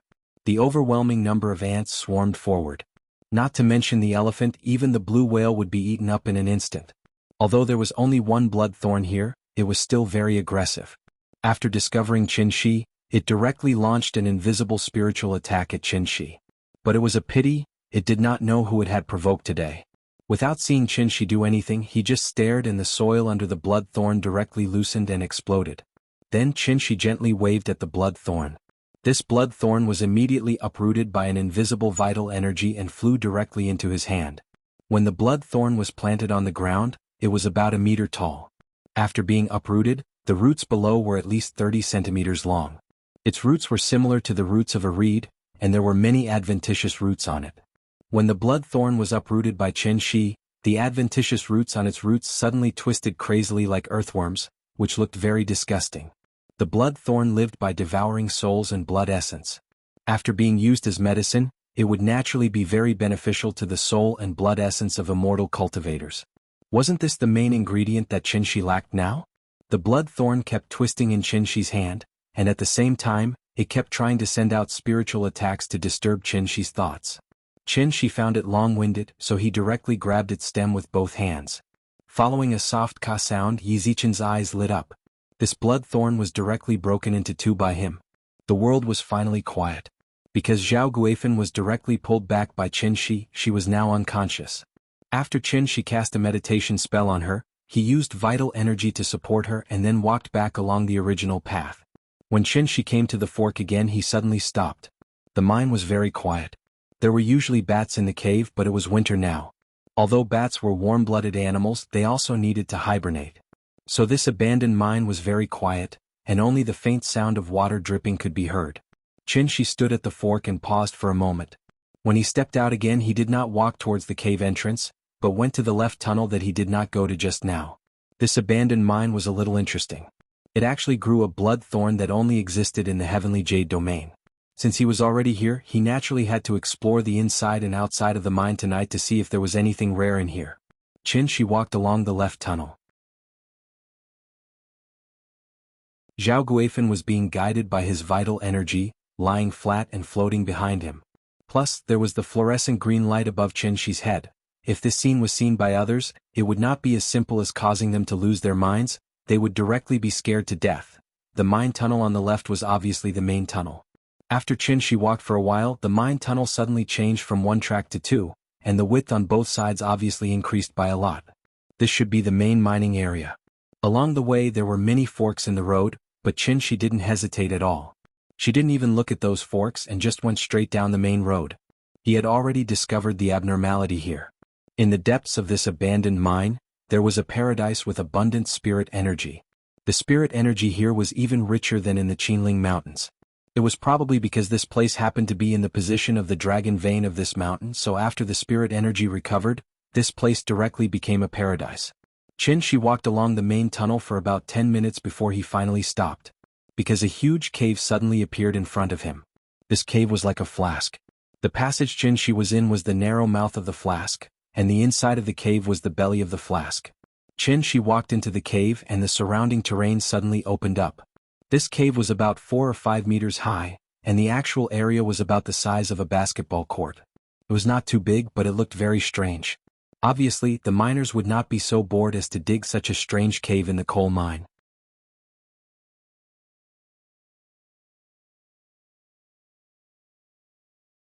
Chapter 217. Qin quietly stood at the entrance of the cave. Suddenly he raised his head and looked at the top of the cave.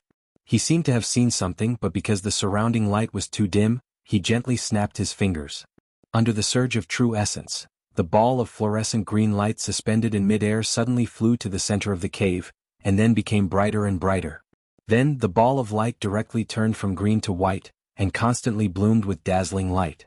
The ball of light emitted a strong light like the summer sun, and instantly lit up every corner of the cave. In an instant, the light was as bright as day, and the fine details could be seen clearly. With the light source, Qin directly walked into the cave with Zhao Guifan. At this time he raised his head again and looked at the top of the cave. There were actually 3 people hanging above the cave. He saw that in the center of the cave, about 3 meters above the ground, a wooden beam was placed on the wall at both ends of the cave. And on this beam, there were 3 people in red wedding robes hanging in order. The 3 of them had their heads down and their faces were facing down. Their hair was messy and their long hair hung down naturally, covering their faces. Therefore, it was impossible to tell whether they were male or female and even whether they were dead or alive. They were hung on the beam with their heads down, and their appearance was somewhat similar to the cured meat that was hung outside the balcony in winter, one after another and arranged very neatly. What was even more strange was that these people's feet were tied with thick ropes, and there was a medium-sized weight hanging on their feet. The weight was tied with a thin rope, and it hung on their feet, naturally hanging to the ground. And below the weight, there was a wooden basin filled with clear water. In addition, around the wooden basin, there were 3 small incense burners, and they were in a tripartite formation, surrounding the basin in the middle. Each of the small incense burners had a red incense candle inserted into it. The incense candles were already lit, and a light breeze blew, and the candle flame was constantly dancing with the breeze. In the deepest part of the abandoned coal mine, such a strange scene actually appeared, and it was really a bit shocking. Qin silently sized up the layout of the cave, then put Zhao Guifan down on the sidewalk outside the cave, and slowly walked into the depths of the cave. The beam was made of wood, the weight was made of gold, the clear water was made of water, the candle was made of fire, and the surrounding area was made of earth. Since it was an arrangement of the 5 elements, he could calculate the time. This year was the year of Wuxia, the 2nd month of the lunar year was the 1st month of the lunar year, and the 8th day of the lunar year was the 1st day of the lunar year. Wuxia was yang, Jian is yang, Bingshu is yang. Yang year, yang month, yang day. Once the sun rose, it would be 1/4 noon, which was also the legendary time of the sun. It was clearly a sunny day, but Qin found such a sinister and evil arrangement in this gloomy and abandoned mine. Now that was interesting. Qin swaggered into the depths of the cave. At this moment, the person who had been sitting cross-legged on the ground slowly opened his eyes when he heard his footsteps. Yes, there was a person in the cave. That person was sitting cross-legged on the futon below the three people in red. He was about 40 years old, wearing a black robe with a cold face and a bun on the top of his head. This dressing was somewhat like a priest in a Taoist temple. He didn't open his eyes when Qin lit up the cave. Until Qin walked directly into the cave without even saying hello, the person finally couldn't help but open his eyes. After opening his eyes, he first looked up at the light ball suspended above the cave, then looked at Qin and asked, "Mister, why are you here so late at night?" Hearing this, Qin asked with interest, "Are you an alchemist?" "No, I'm a warlock." "Warlock?" Seeing Qin's puzzled look, the person couldn't help but look at him a few more times, then asked curiously, "You don't know about warlocks?" "I really don't know, I wonder if Mister can explain it to me." Alchemist, warlock and sorcerer. Since Qin Shi Huang killed the alchemists, the theory of yin and yang disasters arose in Western Han. Because of the different ideas, the sorcerer was divided into two factions, alchemist and warlock.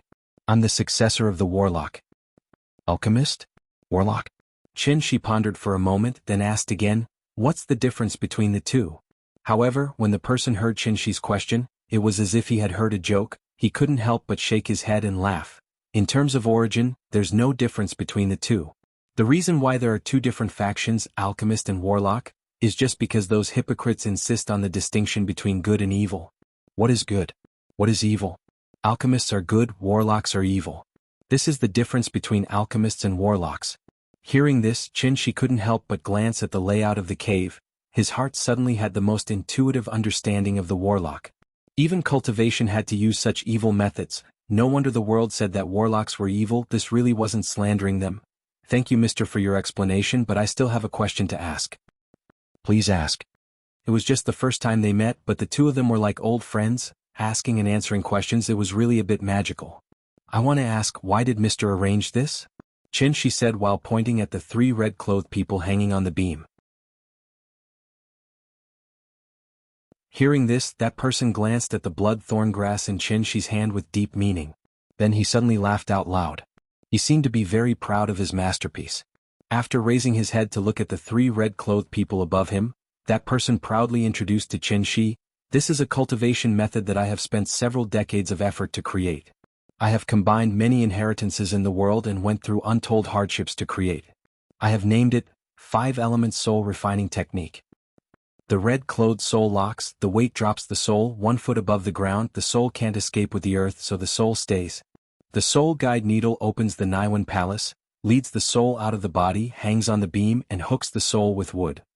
The water and fire array is placed below the feet, the water melts the soul, the fire tempers the soul so it can remove the impurities of the soul. 1 out of 10, only one part of the essence will be drawn into the body. After the essence enters the body, you must immediately enter a meditative state, using the essence as a guide to circulate 36 small cycles. When the essence is exhausted, you will circulate 18 large cycles. The external essence will guide your own essence. After completing the cycle, you will not leave each other, touching the heavenly acupoints to open the jade door. If the jade door is opened, it means that you have successfully condensed your essence, and you have stepped onto the path of immortality. After the man explained the layout of the cave, he looked at Qin with a smile that wasn't a smile and said, "I've been thinking about this set of techniques for many years, but I haven't been able to perfect it. Until last year, when I accidentally found this mysterious plant, I finally understood the crux of it, and perfected this 5-element soul refining technique." As he spoke, he pointed at the blood thorn in Qin's hand. The expression on his face became playful. However, Qin didn't have the self-awareness of a thief. He picked up the blood thorn and casually glanced at it, then nodded and smiled. "Although this blood thorn can steal souls, it is only a plant. I didn't expect you to be able to comprehend the truth of cultivation from it. It is truly admirable. Zhang Sanfeng is probably not much better than this." Qin wasn't lying. This person was born on a planet like Earth, but he was able to rely on his own exploration to find the threshold of cultivation. If this kind of talent was placed in the heavenly jade world, there was no way to imagine what he would achieve now.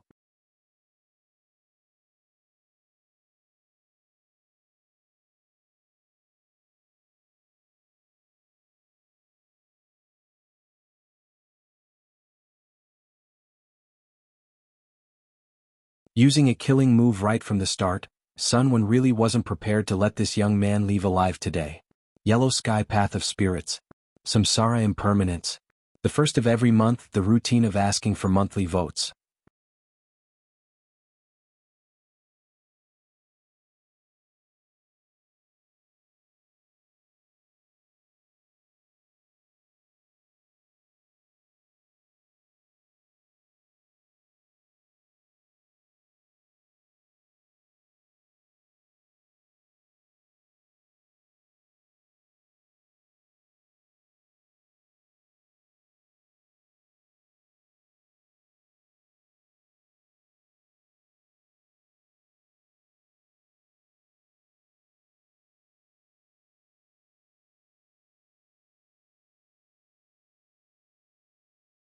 After all, there were always a lot of things in this world that ordinary people could not achieve. They didn't even have the right to know. Most of the villagers were waiting at the intersection to see the atomic bomb. Shi looked at the little girl for a while. After seeing that the little girl was still unhappy, he was ready to take her to dig winter bamboo shoots again. But just as Shi and his family were about to leave, a saber-toothed tiger police armored vehicle suddenly drove down from the mountain. Seeing this, the villagers immediately let out a burst of enthusiastic cheers. The car was a special bulletproof car modified by a Ford Raptor. It was nearly 7 meters long, more than 3 meters tall, and weighed 6 tons. Its appearance was also very handsome. And behind this car there were 3 warriors which were real military off-road vehicles. The 4 cars slowly drove down from the mountain. Under the command of the police, the villagers retreated to the sides and made way for the cars. Shi and his family stood on the 108 National Highway. While he was explaining to the little girl about the big cars in front of them, the saber-toothed tiger suddenly stopped in front of their family. Then, Qin Shueqing walked out from the front passenger seat. The sister-in-law first greeted Qin Ruoying. After calling her sister, she turned to look at Qin Shi and said to him quite seriously, "Thank you." "It's nothing." Qin Shi waved his hand very casually, as if he didn't take this matter to heart at all. Hearing this, Qin Shueqing nodded, then turned to look at Aunt Zhang and said to her very politely, "Aunt Zhang, I'm Qin Shueqing. I've seen you in the courtyard before, but I was still young at that time. I don't know if you still remember me?" Yes, of course I remember." Aunt Zhang was confused by Qin Shueqing. Why was Yingying's sister sitting in the car? Aunt Zhang was not very familiar with Qin Shueqing, so she didn't know what to talk to her about. Seeing this, Qin Shi interrupted in time and said, "Are you busy? Do you want to have lunch before leaving?"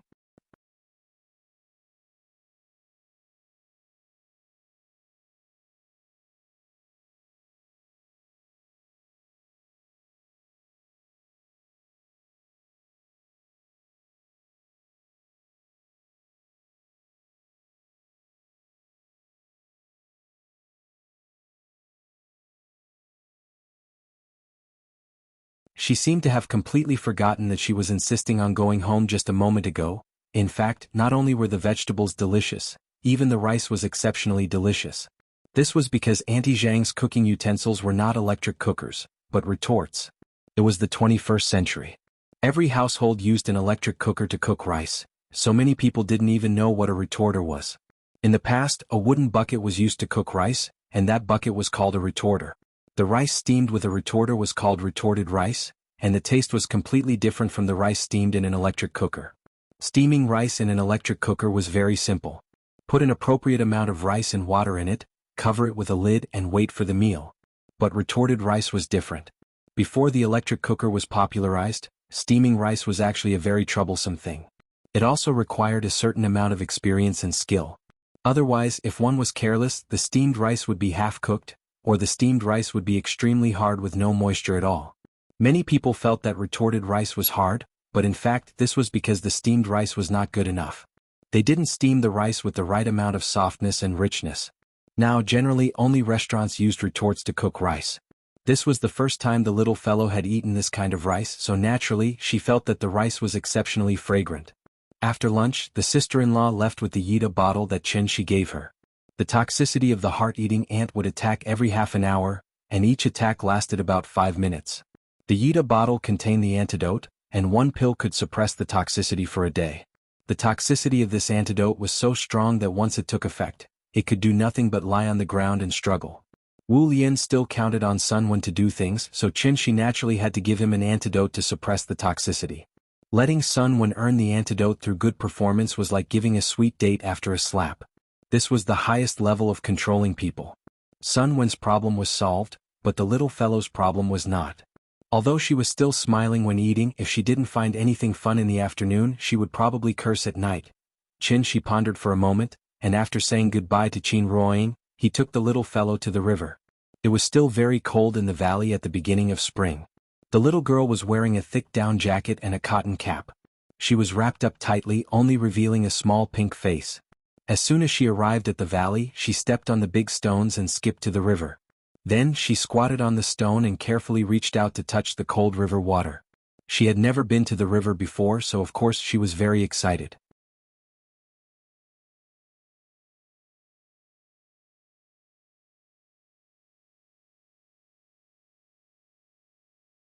Chapter 224. Fishing was a very sentimental leisure activity.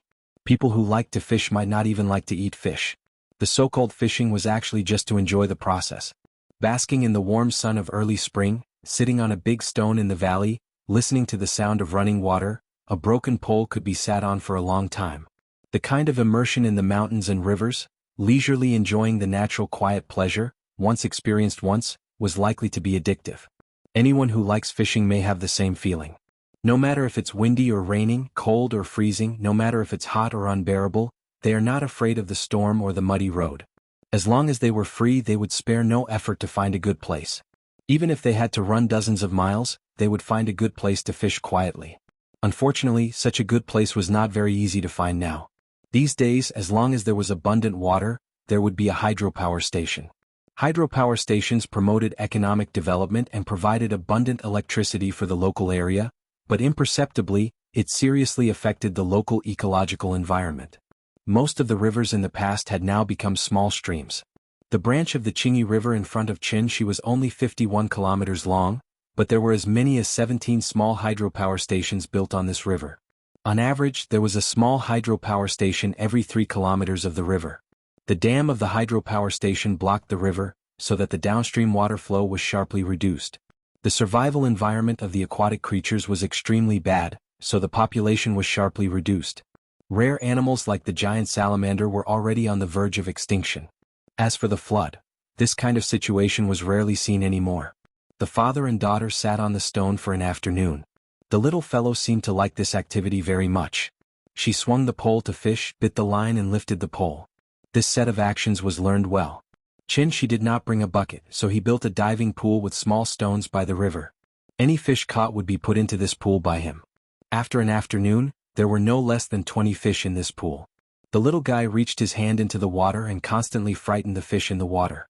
Seeing the fish quickly spinning around in the puddle but unable to swim out, the little guy was so happy that he started to giggle. This was her and her father's trophy. At 5 o'clock in the afternoon, Qin took the little fellow to count the number of fish. There were a total of 23 fish, but they were all small fish. Among them, the biggest one was actually the one that the little fellow had just fished up. It could be considered her good start. 23. Papa, we caught 23 fish. The little thing squatted beside the puddle and kept fiddling with the water.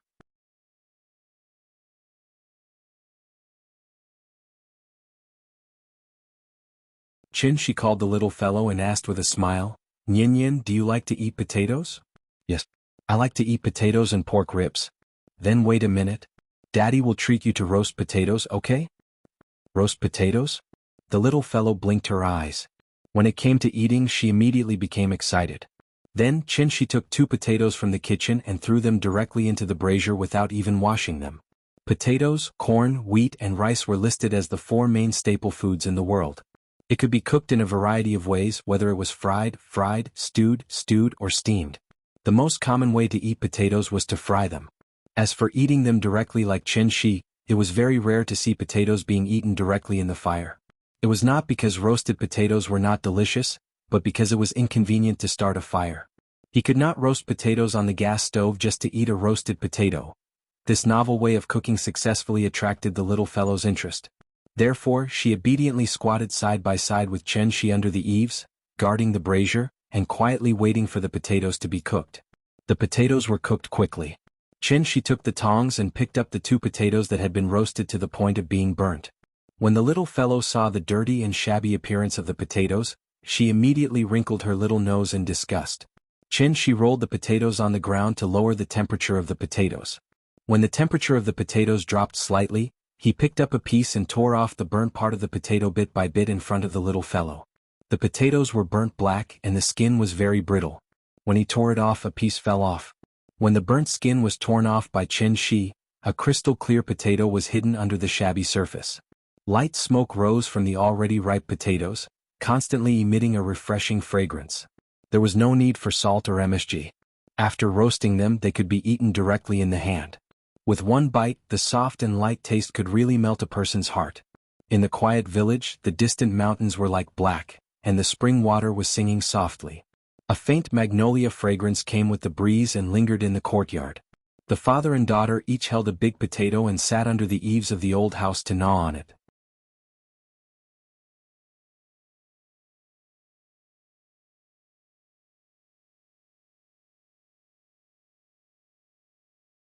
Because you never know how many people would come out of the van. It was normal for a 7-seater van to have 12 or 13 people in it. Chen Shi's family didn't want to squeeze in, so they spent 200 yuan to rent a van and enjoyed the special treatment of a car. Siping village was very lively now. When they were 1 or 2 kilometers away from the village, they could see countless villagers carrying bags of various sizes going back and forth on the 108 National Highway. The little fellow leaned on the sliding door and looked at the scenery outside the window with interest. Most of the villagers in the south lived in scattered places. They would only gather in the towns on the day of the market. The little fellow had lived in the countryside for a few days and was used to the sparse population in the countryside. She was not used to seeing so many people all of a sudden. Looking at the bustling atmosphere in the village, it was somewhat similar to a temple fair. There were a lot of people going to the market in the morning, so the driver had to stop 1 kilometer away from the village. If he went any further, he might not even be able to find a place to turn around. The driver was also a smart person. After Chen Shi's family got out of the car, he asked for Xie Pinglin's phone number and prepared to earn another sum of money later. Smartphones were widely available now. As soon as the family of 7 walked into the village, they saw a huge Oppo store and a Vivo store next door. The 2 brothers were really inseparable wherever they went. Outside the 2 smartphone stores, a blacksmith was selling farming tools such as plowing, raking, sickles, hoes, and so on that he had made himself. This was a miniature version of the countryside in Wuxia. The market was spread out along the streets of the town, from the beginning of the village to the end of the village. There were stalls on both sides of the road. It was lively and there were shouts and bargaining everywhere. However, most of the things sold here were necessities or livestock, feed, farming tools, and other things that were closely related to the lives of farmers.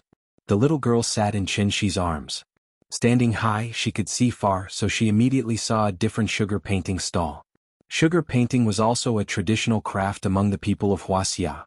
It used brown sugar and white sugar to draw the 12 zodiac signs.